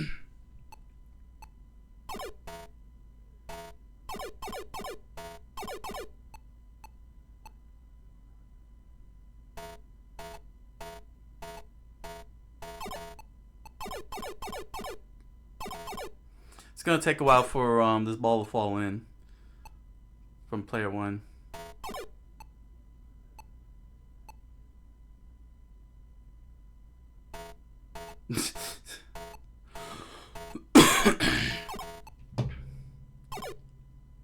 Okay, here we go.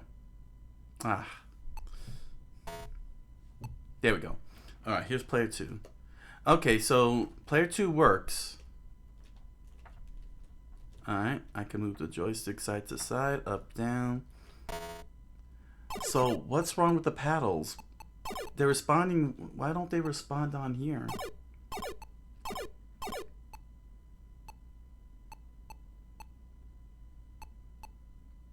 They responded to demons to diamonds. See.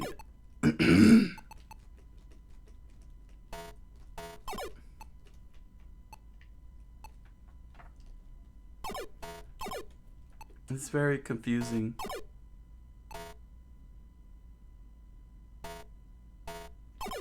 Alright. Well, I confirmed that the number 2 slot is fine.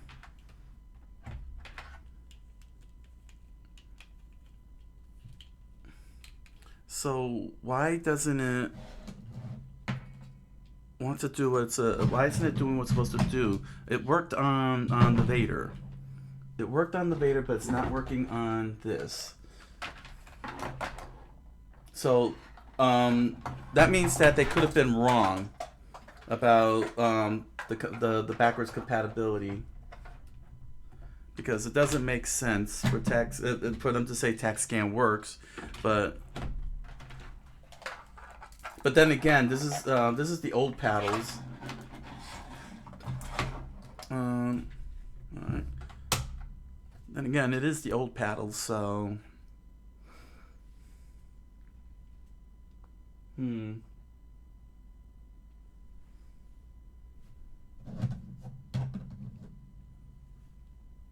we go.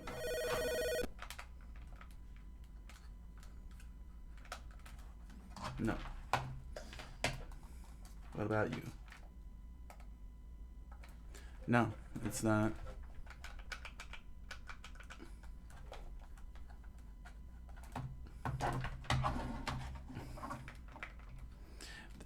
Doesn't make sense. The paddles are fine. They work on the Vader. So, do I? Is it the connectors maybe? Let me try and push these a little bit more down. Maybe a little bit nudge?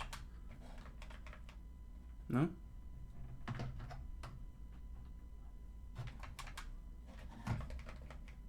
No? They're all the way in.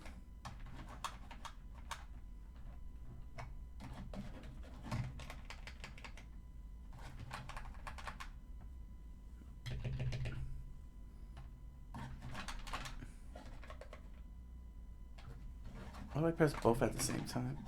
No? Yeah, I don't understand. But if I go to Demons to Diamonds, and they run off the first slot.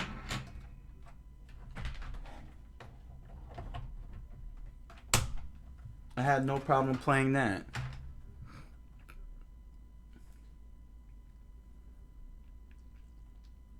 So that might have been an error. It may not be backwards compatible. They probably just turned it on, saw that it was on, and was like, okay, it's on, so it works. You see?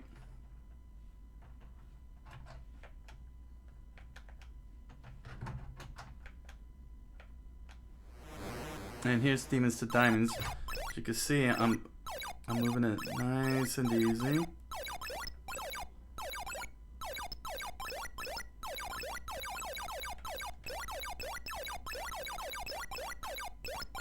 Yeah, I'm having no problems playing this.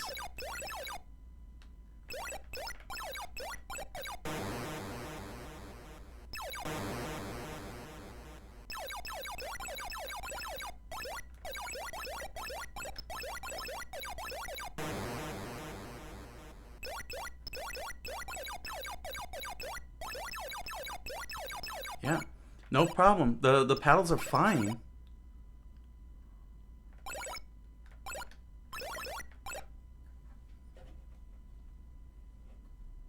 And there's player 2 up at the top with no problem. Yeah. Okay, then let me see something. I'm wondering if it has to do with this being updated, because as the instruction says, text can only be played on the right side on the old Vader. What if I never tried doing it on the left side? So let me see. Let me just see. Maybe it might have been updated. Yeah? No? No. Let me try something crazy. Something radical. Nope. No. Alright.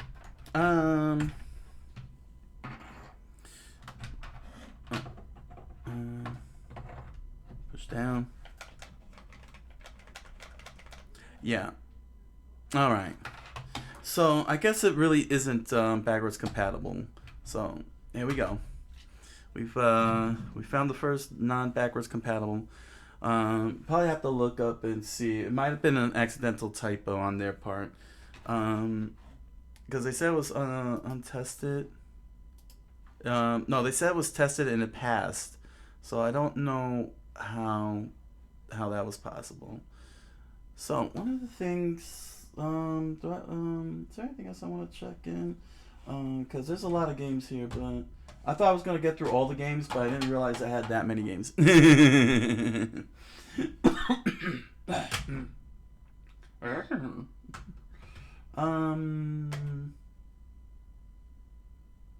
Okay, let's try this. This one here. This is an oldie. Here's another oldie. Let me switch with the old controller here, the old joystick. Okay. It's a bit of a mess, everybody, but I'm having fun. I hope you're all having a good time. I hope you're enjoying seeing all of this. Let's see here. All right. So this one is Lock and Chase. This is another oldie, nice, another classic here. It's a Pac-Man clone, but it's on Game Boy, believe it or not. It's available on regular Game Boy. Is this one of the M Network games? Oh, this was made by Data East. No, this is not the M Network. The reason why I mentioned that is because the Atari company actually bought the catalog to the M Network games that was released on their consoles back in the 80s. Here we go. All right, let's see if they work, because I don't think they're on the list.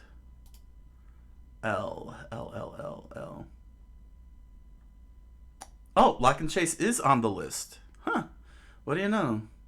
Lock and Chase is on the list. And look at that. Oh my gosh. Look at that. I'm just, flabbergasted. Here we go.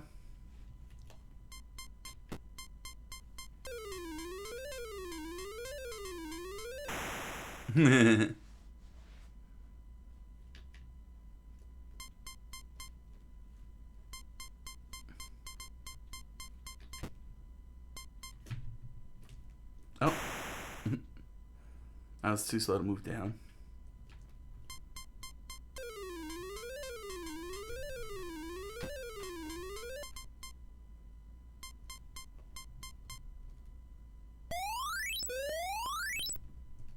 Oh, got caught.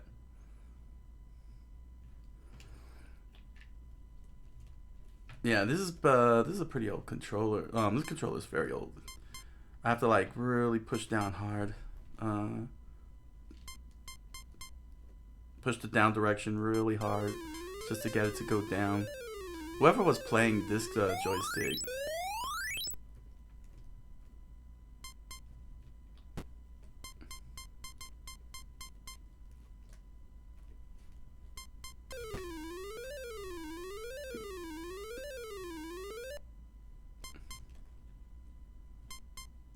Oh, now I gotta get to the exit quickly. Ah.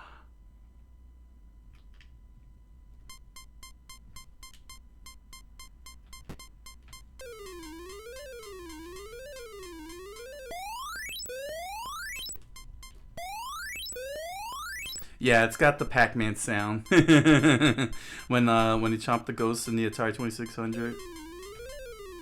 Ah, got caught. And that's the game. 4,910. Not bad. So that's cool that this worked. But now we need to... I'm trying to find ones that are not on the list here. Which one is not on the list?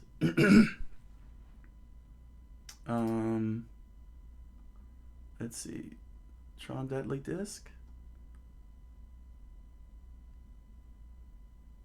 Tron Deadly Discs is on the list. That means Armor Ambush is probably... Oh, this one is untested. They said this was untested. Let's see here. Let me just get this out of here.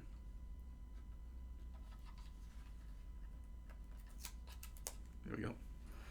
This is the Double Ender, Artillery Duel, and Spike's Peak.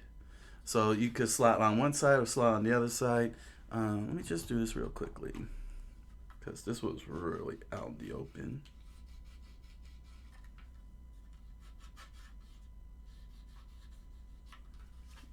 Okay, so we're going to start with Spike's Peak. And let's see if the Spike's Peak works. This is listed as untested. Untested?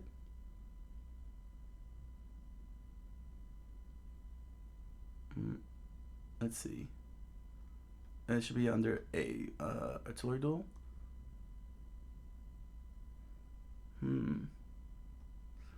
Yeah, here it is. Artillery Duel Spike's Peak is untested. So we're gonna actually test it. Let me remove this and switch over to the newer joystick. So Now we know that the older joysticks can work on this. Paddles do work on it. I don't know why TAC-SCAN won't work on the Atari 2600, so I think they might have put that in there by accident as being one that passed. There we go. All right. Oh, and up here. Get back up here. All right. All right. So let's see if this actually works.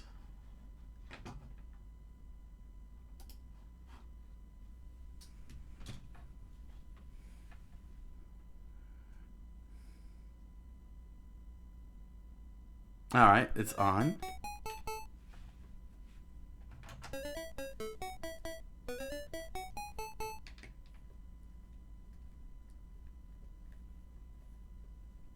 All right, he's not moving. He's not moving.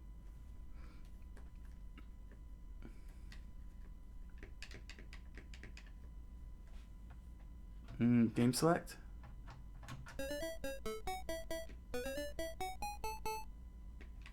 The game is on, most definitely.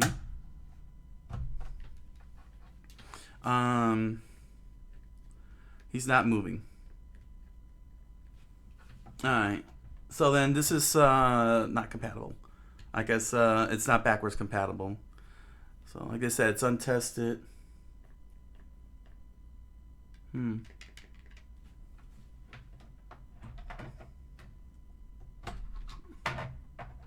This is one of my favorite games too. I really enjoyed this.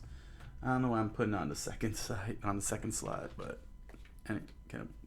who knows? No, no, it's not moving. I'm a little disappointed. I would have liked to have played this. All right, let's try. Let me try Artillery Duel, the other side. Who knows? Here we go.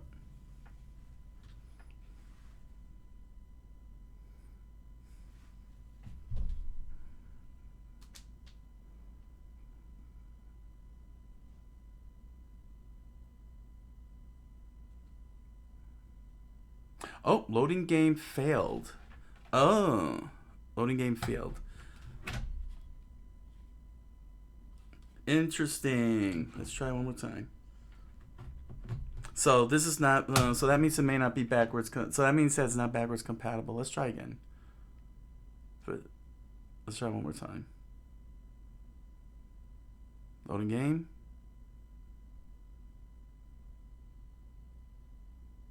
Oh, okay.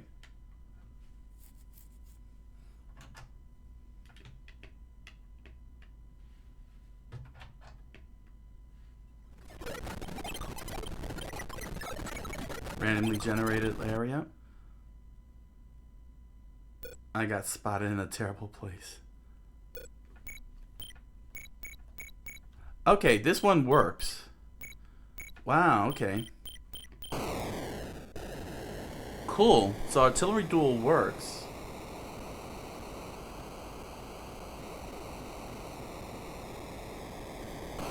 But it looks like Spike's Peak doesn't want to work. So here comes the baddie. Oh, it's a two-player game. I forgot, it's a two-player game.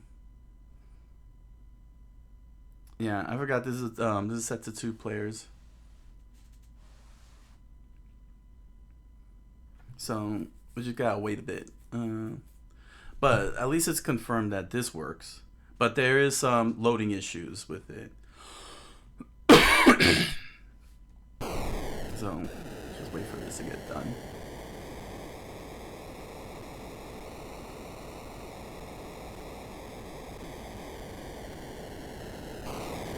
That's fine.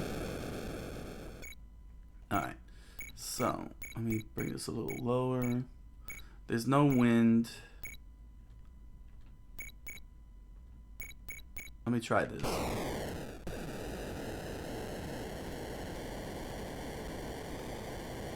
Am I close enough? Yep, I got him. Alright, so this works. But I forgot that it's a 2-player game. But let me see Spike's Peak. Let me just try one more time.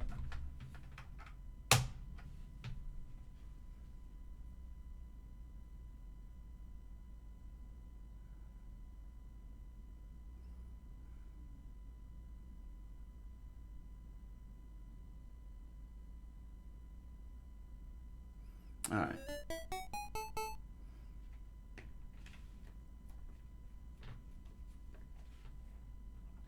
Game select.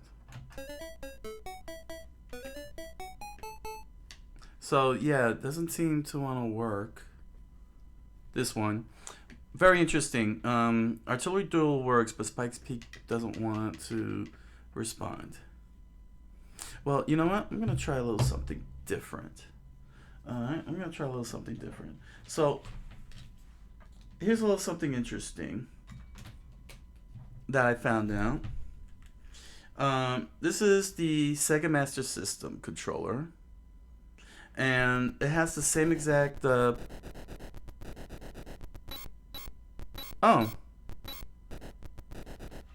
Oh, it's... Hold on a second. We'll hold on to this for a second. So... Alright. Why don't you want to start then? It's very weird that they're on, but some of them don't want to start. Is it because of the difficulty level?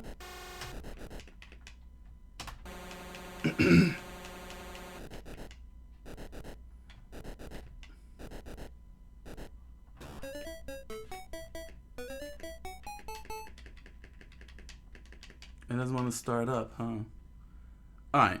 So, yes, as I was saying, Sega Master System controllers can actually be played on the Atari 2600. So, I'm going to try this out and see if it works on a 2600 plus. The reason why I never actually did it with the Atari 2600 is because I wanted to keep it authentic, on the live stream. But I'm very curious to see if this can work here. So I'm not getting a response here. So why it's not starting up, I don't know. And yet Artillery Duel works. But we're gonna try this out with other games. Push this all the way in. Well, not too far in. Alright. So, it's alright. Eventually we'll find out why it is that TACScan and Spike's Peak doesn't respond even though they turn on. But what I'm going to try out before I do one last thing. Where are you at? Where is it at? I know it's here. It was here. Oh, it's over here. Here we go. We're going to put on Pac-Man. We're going to put Pac-Man on. Here we go. Old Pac-Man.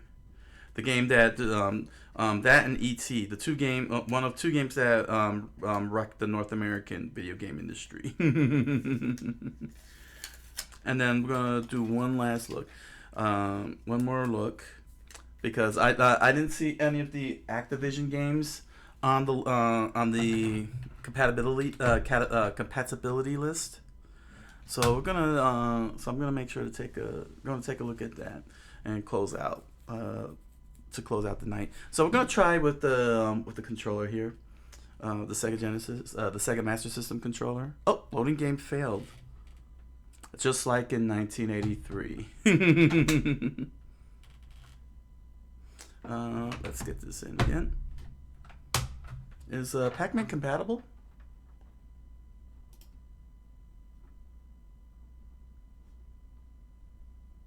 Pac-Kong,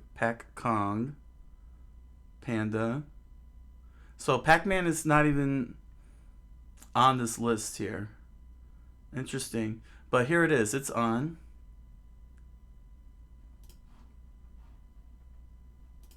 So let's see if we could get this to work. Okay. Oh my gosh. Yep, the Sega Master System controller can use it. Oh my gosh, I can't believe I'm using the Sega Master System controller.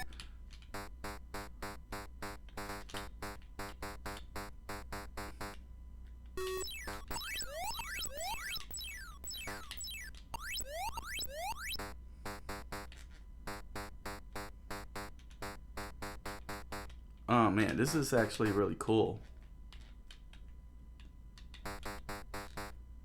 Oh, there's a wafer. I can't get to the wafer. Oh, got caught.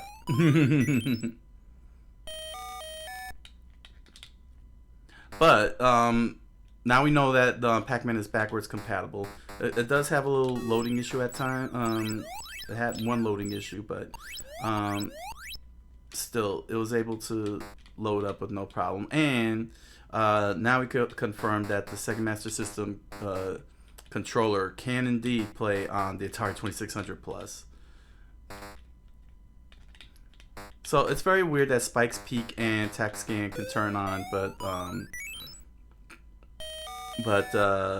they won't start up.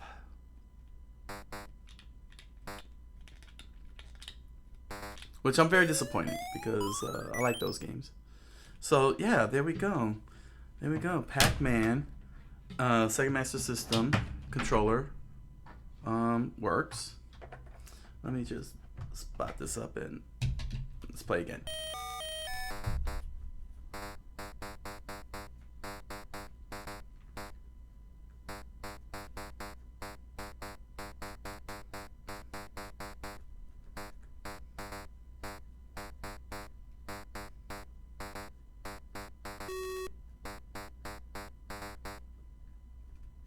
That ain't Pac-Man.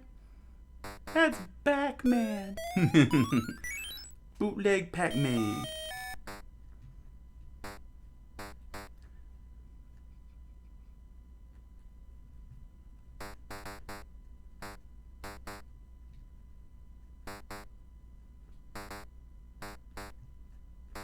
Let's see if I can clear the board out.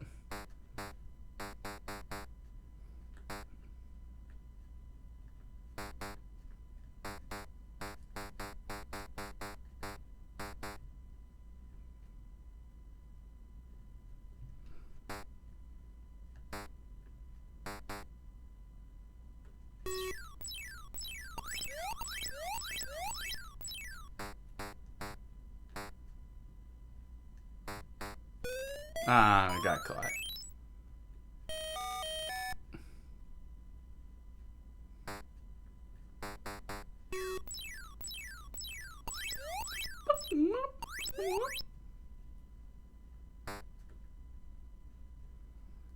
Kind of wondering why they're flickering for it. It's very weird. Oh wow, that didn't last long.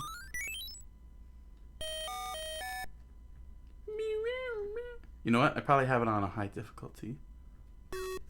Oh, you know what?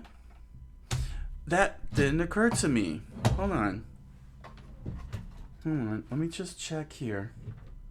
It's on difficulty B. It should be on difficulty A. I bet you that's why. That's why I'm like, why are they happening so fast? I'll bet you it's because it was set to that difficulty. I couldn't start up the these games. Let's see. Let's see. That could be it. We'll start with Tac Scan. Watch. I bet you it's because of that.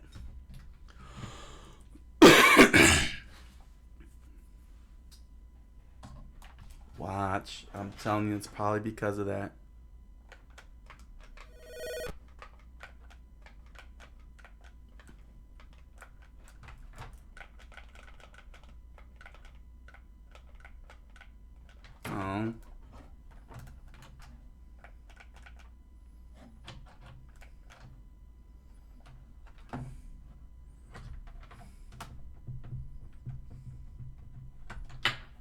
Oh. Maybe here. let me check. Let me make sure. Let me make sure it's on A. Let's make sure it says A. Difficulty A.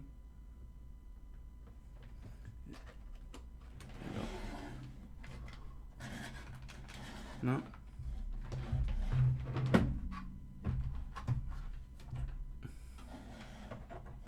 I thought it was because since it was set on difficulty B.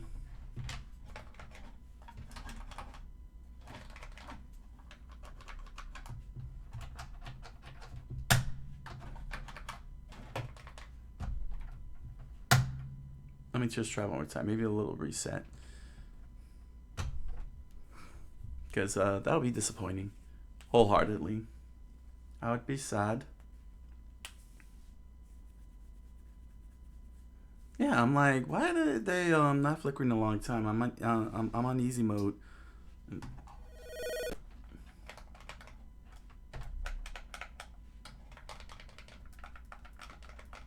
Yeah.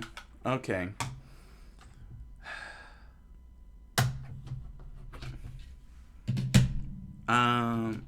I guess they might have made that.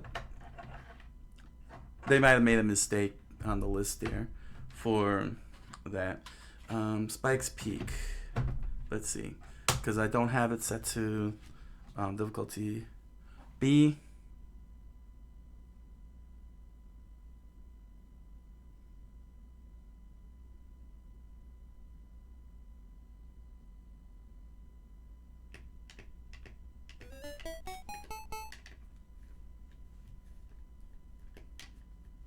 Any movement?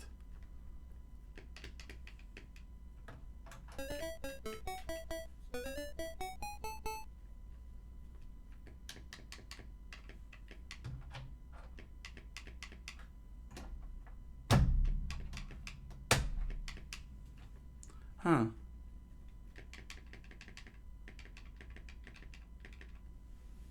No? No. Yeah, let's try... Let's try this. Let's try this here.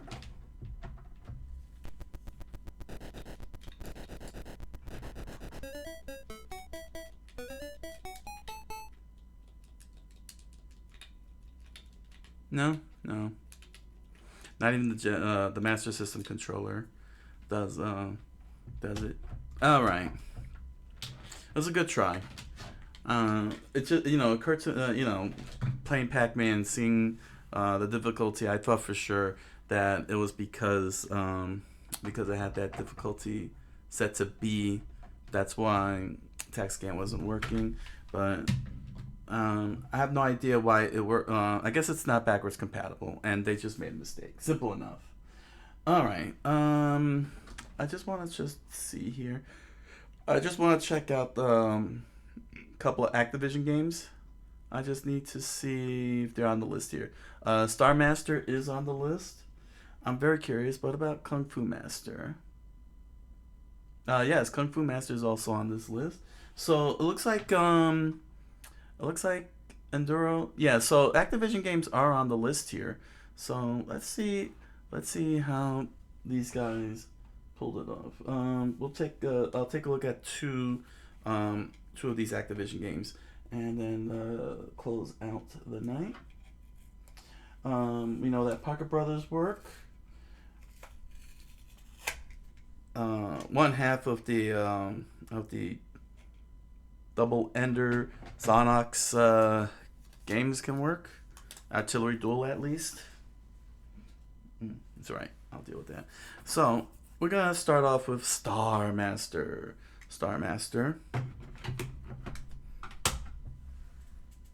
And I think Enduro, to close that out.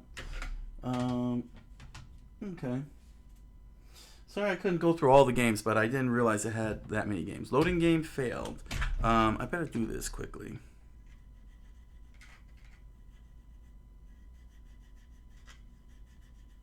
There we go. Let's just make sure that's okay. There we go. Make sure that any dust on there is cleaned off.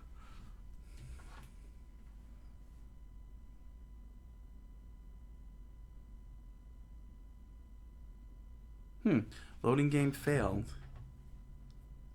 Oh. Loading game failed. The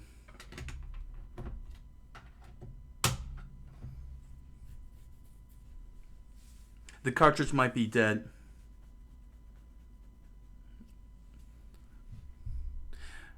Yeah. You know why? Because I had to like because I remember I had to aim the connections correctly. Let me try it this way. Like you can't put like I can't go all the way in because the connector's not lining up.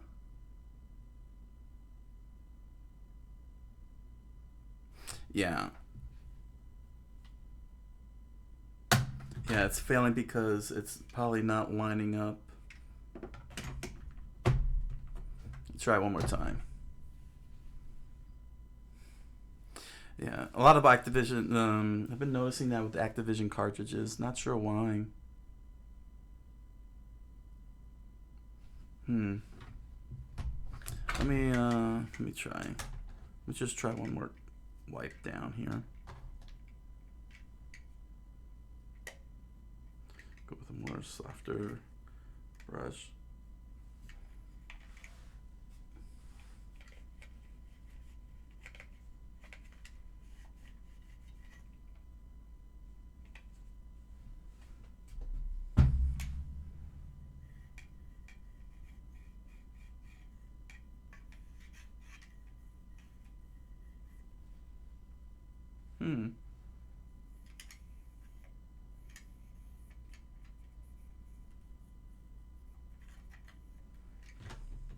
Are they all supposed to be that far down? I guess so.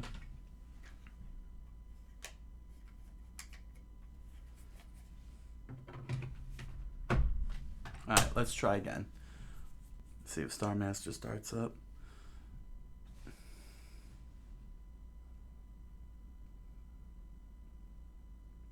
Yeah, I think it's a dead cartridge because I was having some difficulties. Yeah, I think this is officially a dead cartridge. So let's try Enduro.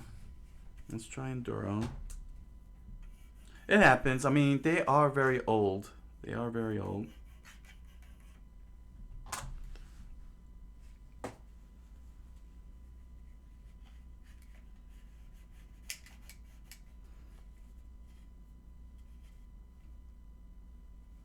Disappointing too because I love Star Master. It's one of my favorites on the Atari.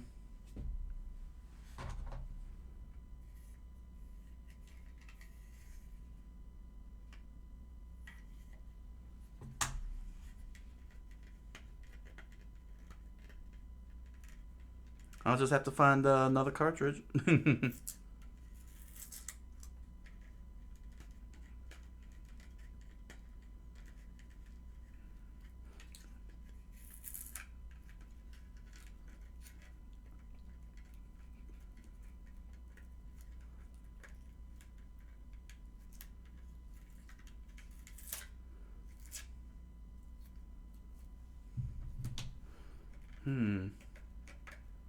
Sorry, I just have to get this sticker out before I stick that in there. Don't want no trouble for the system.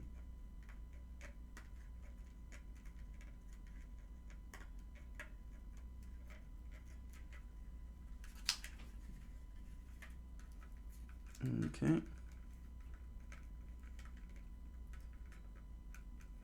Maybe I should have just waited. Gone with something different. It's alright.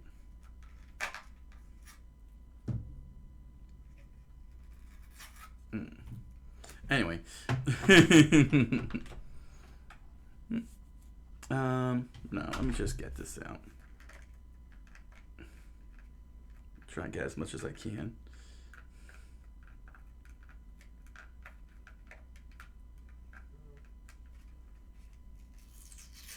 Okay.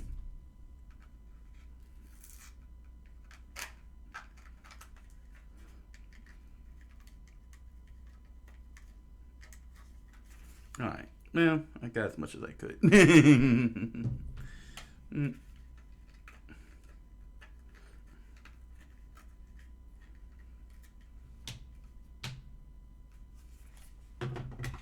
Oh, well. It's alright. Let's see if Enduro works. Try and close this out on a good note here. Loading game. Game failed. Oh man, another one failed.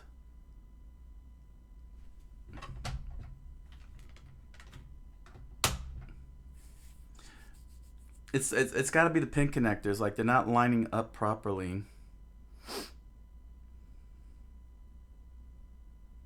Okay, here we go.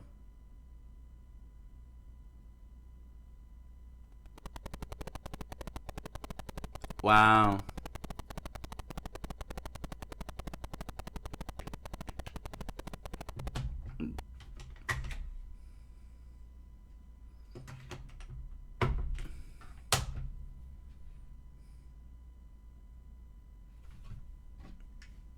And there's no way to get into these, huh?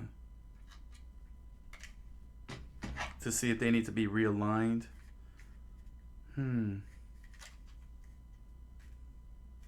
Because I'm wondering if it's a realignment issue. You know what I'm saying?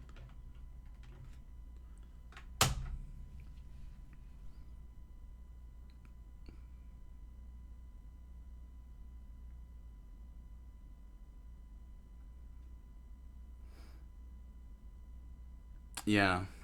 It's probably a lineup issue. Like it can't line up. Here's Kung Fu Master, which Activision published for Aram Corp.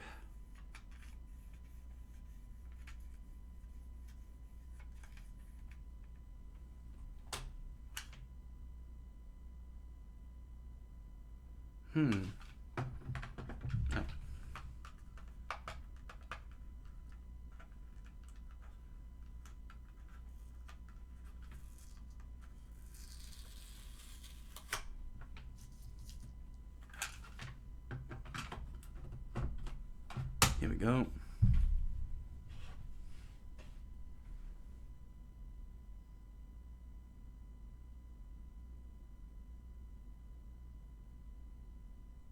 All right. There we go. Oh.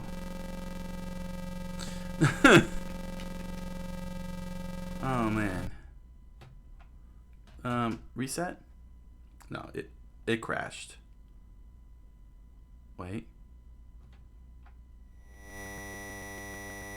Oh man, these Activision games. What's going on here? Hold on, let me check Joust. Just to be on the safe side, let's make sure I didn't destroy the system.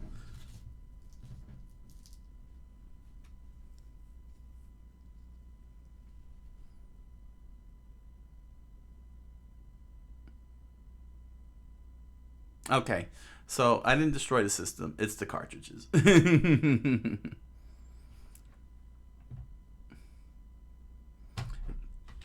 Alright, so this works. Let's try again. Let's try again.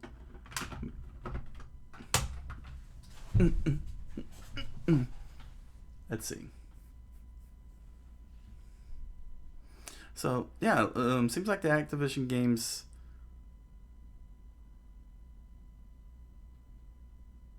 Okay, there we go. Alright.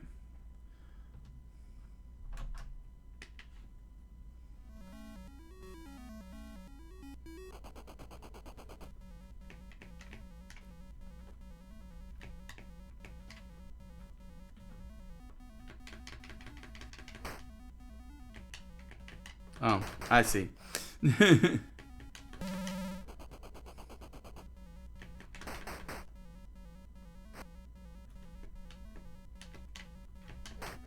Oh, I gotta press forward to kick. Okay.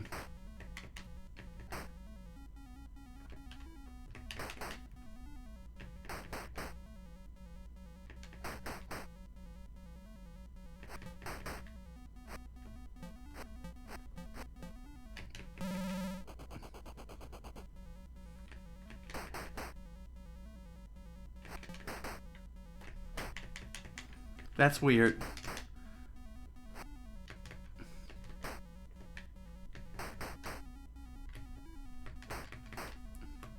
Oh, okay. If I press on the diagonal, I get the punch.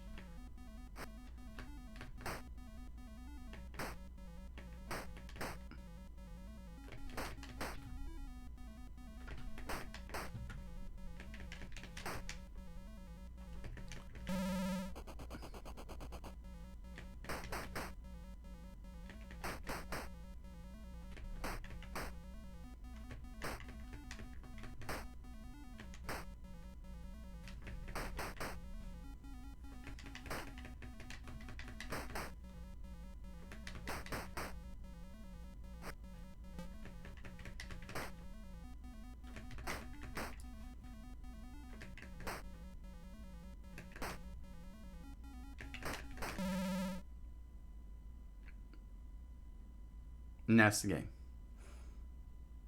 Alright, so that was kind of weird. Let's try one more time. Let me see if it turns on or if it crashes.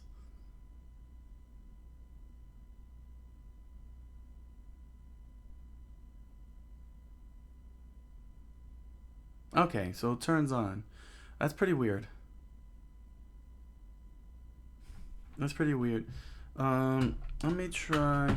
Let's try Enduro again. Let's see. Let me see. Maybe now. I don't know. Let's see.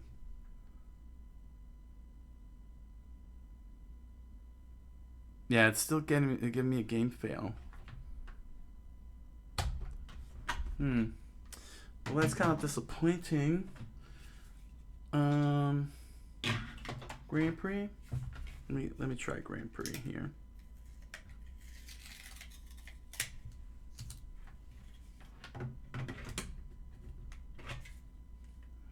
Oh, hold on.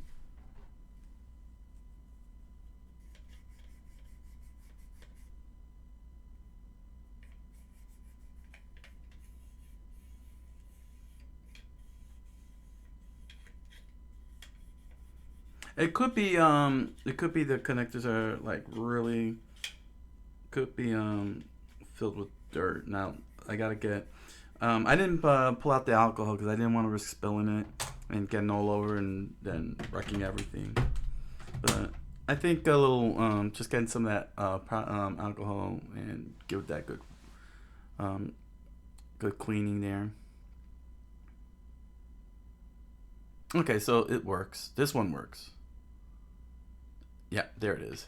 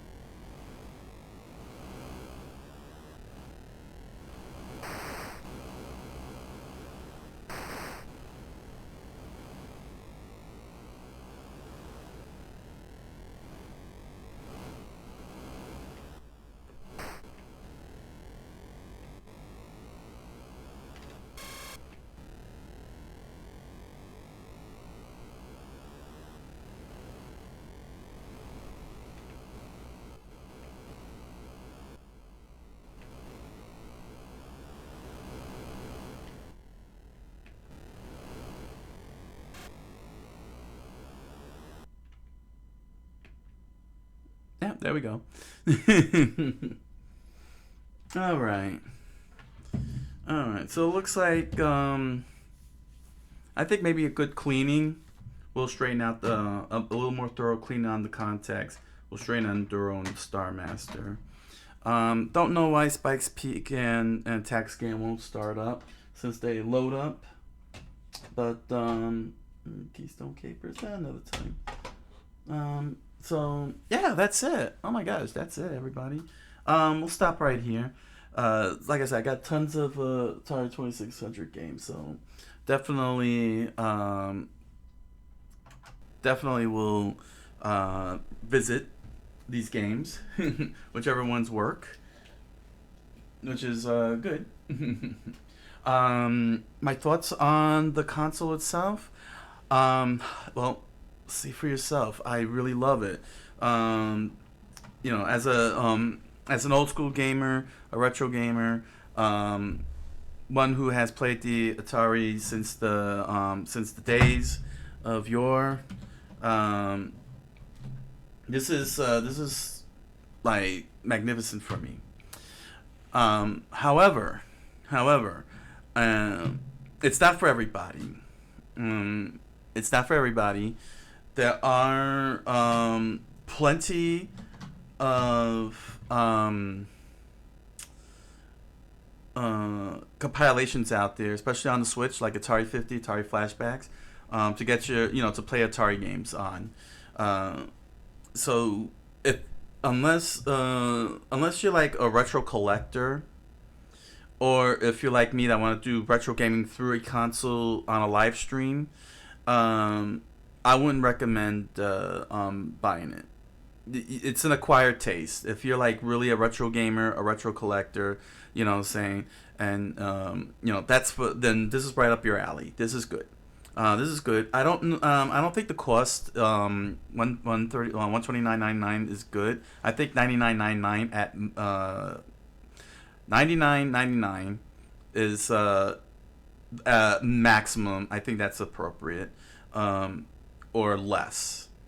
But above it, I don't really think that's a good price. So unless you're willing to drop it, go right on ahead. But do understand that although they are making future games, like they did here with the 10 games in one cartridge. Older games, as you've seen, some of them will work, some of them won't work. Make sure that they're thoroughly cleaned. That they are thoroughly cleaned, so because the contacts could be dirty, and that could be the reason why Enduro and Star Master's not registering.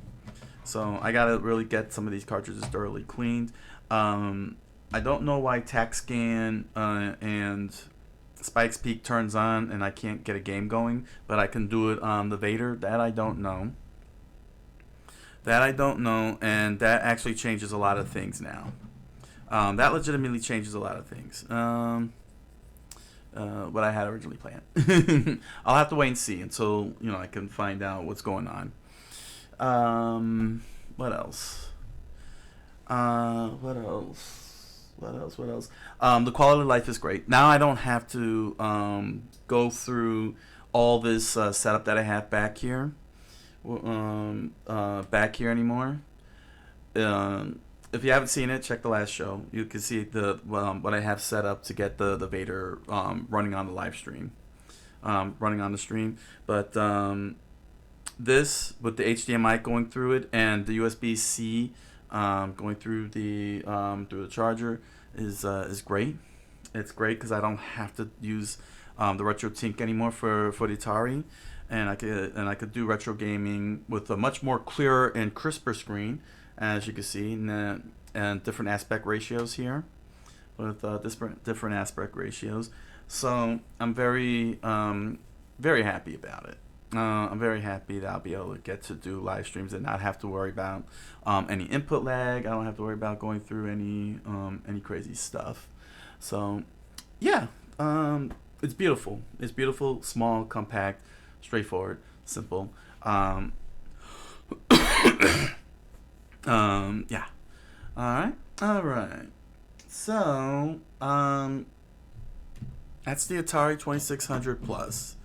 Get ready for crisp, clean looking 1080p old school gaming here on the channel for the days to come. These were all just like first looks and everything, but I will do a little bit more serious gaming with these as time goes on, and make sure it's get some of these cleaned up, so that way they can be play. I mean, look at the Grand Prix popped on with no problem. So it's just a matter of cleaning them up and making sure the contacts connect. I think that's all it is. So With all that said, I want to thank everyone on YouTube. Thank all the new subscribers on YouTube. Thank all the viewers on YouTube. Thank you all very much. I really appreciate your support, your subscriptions. All of you who are watching Suika Game, my weekly Suika shorts. Thank you for all your views and all your likes. It's really awesome. I'm sorry. The main show is on my Japanese channel. It's over on my Japanese channel. If you want to see the full playthrough, I gotta try and note that and put the link up. Well, I can't really put the link up because Weekend Game is the last game that gets posted up after at the end of the week. So the playlist, I'll have to post up the playlist. Anyway, so you all have a great weekend. I hope you all had a great holiday. You all enjoy your holiday weekends out there. Because we had American Thanksgiving. Be safe with your Black Friday shopping, with all of your Christmas shopping, and I'll see you next time. So with that said, I wish you all a good night, buenas noches, and oyasumi nasai.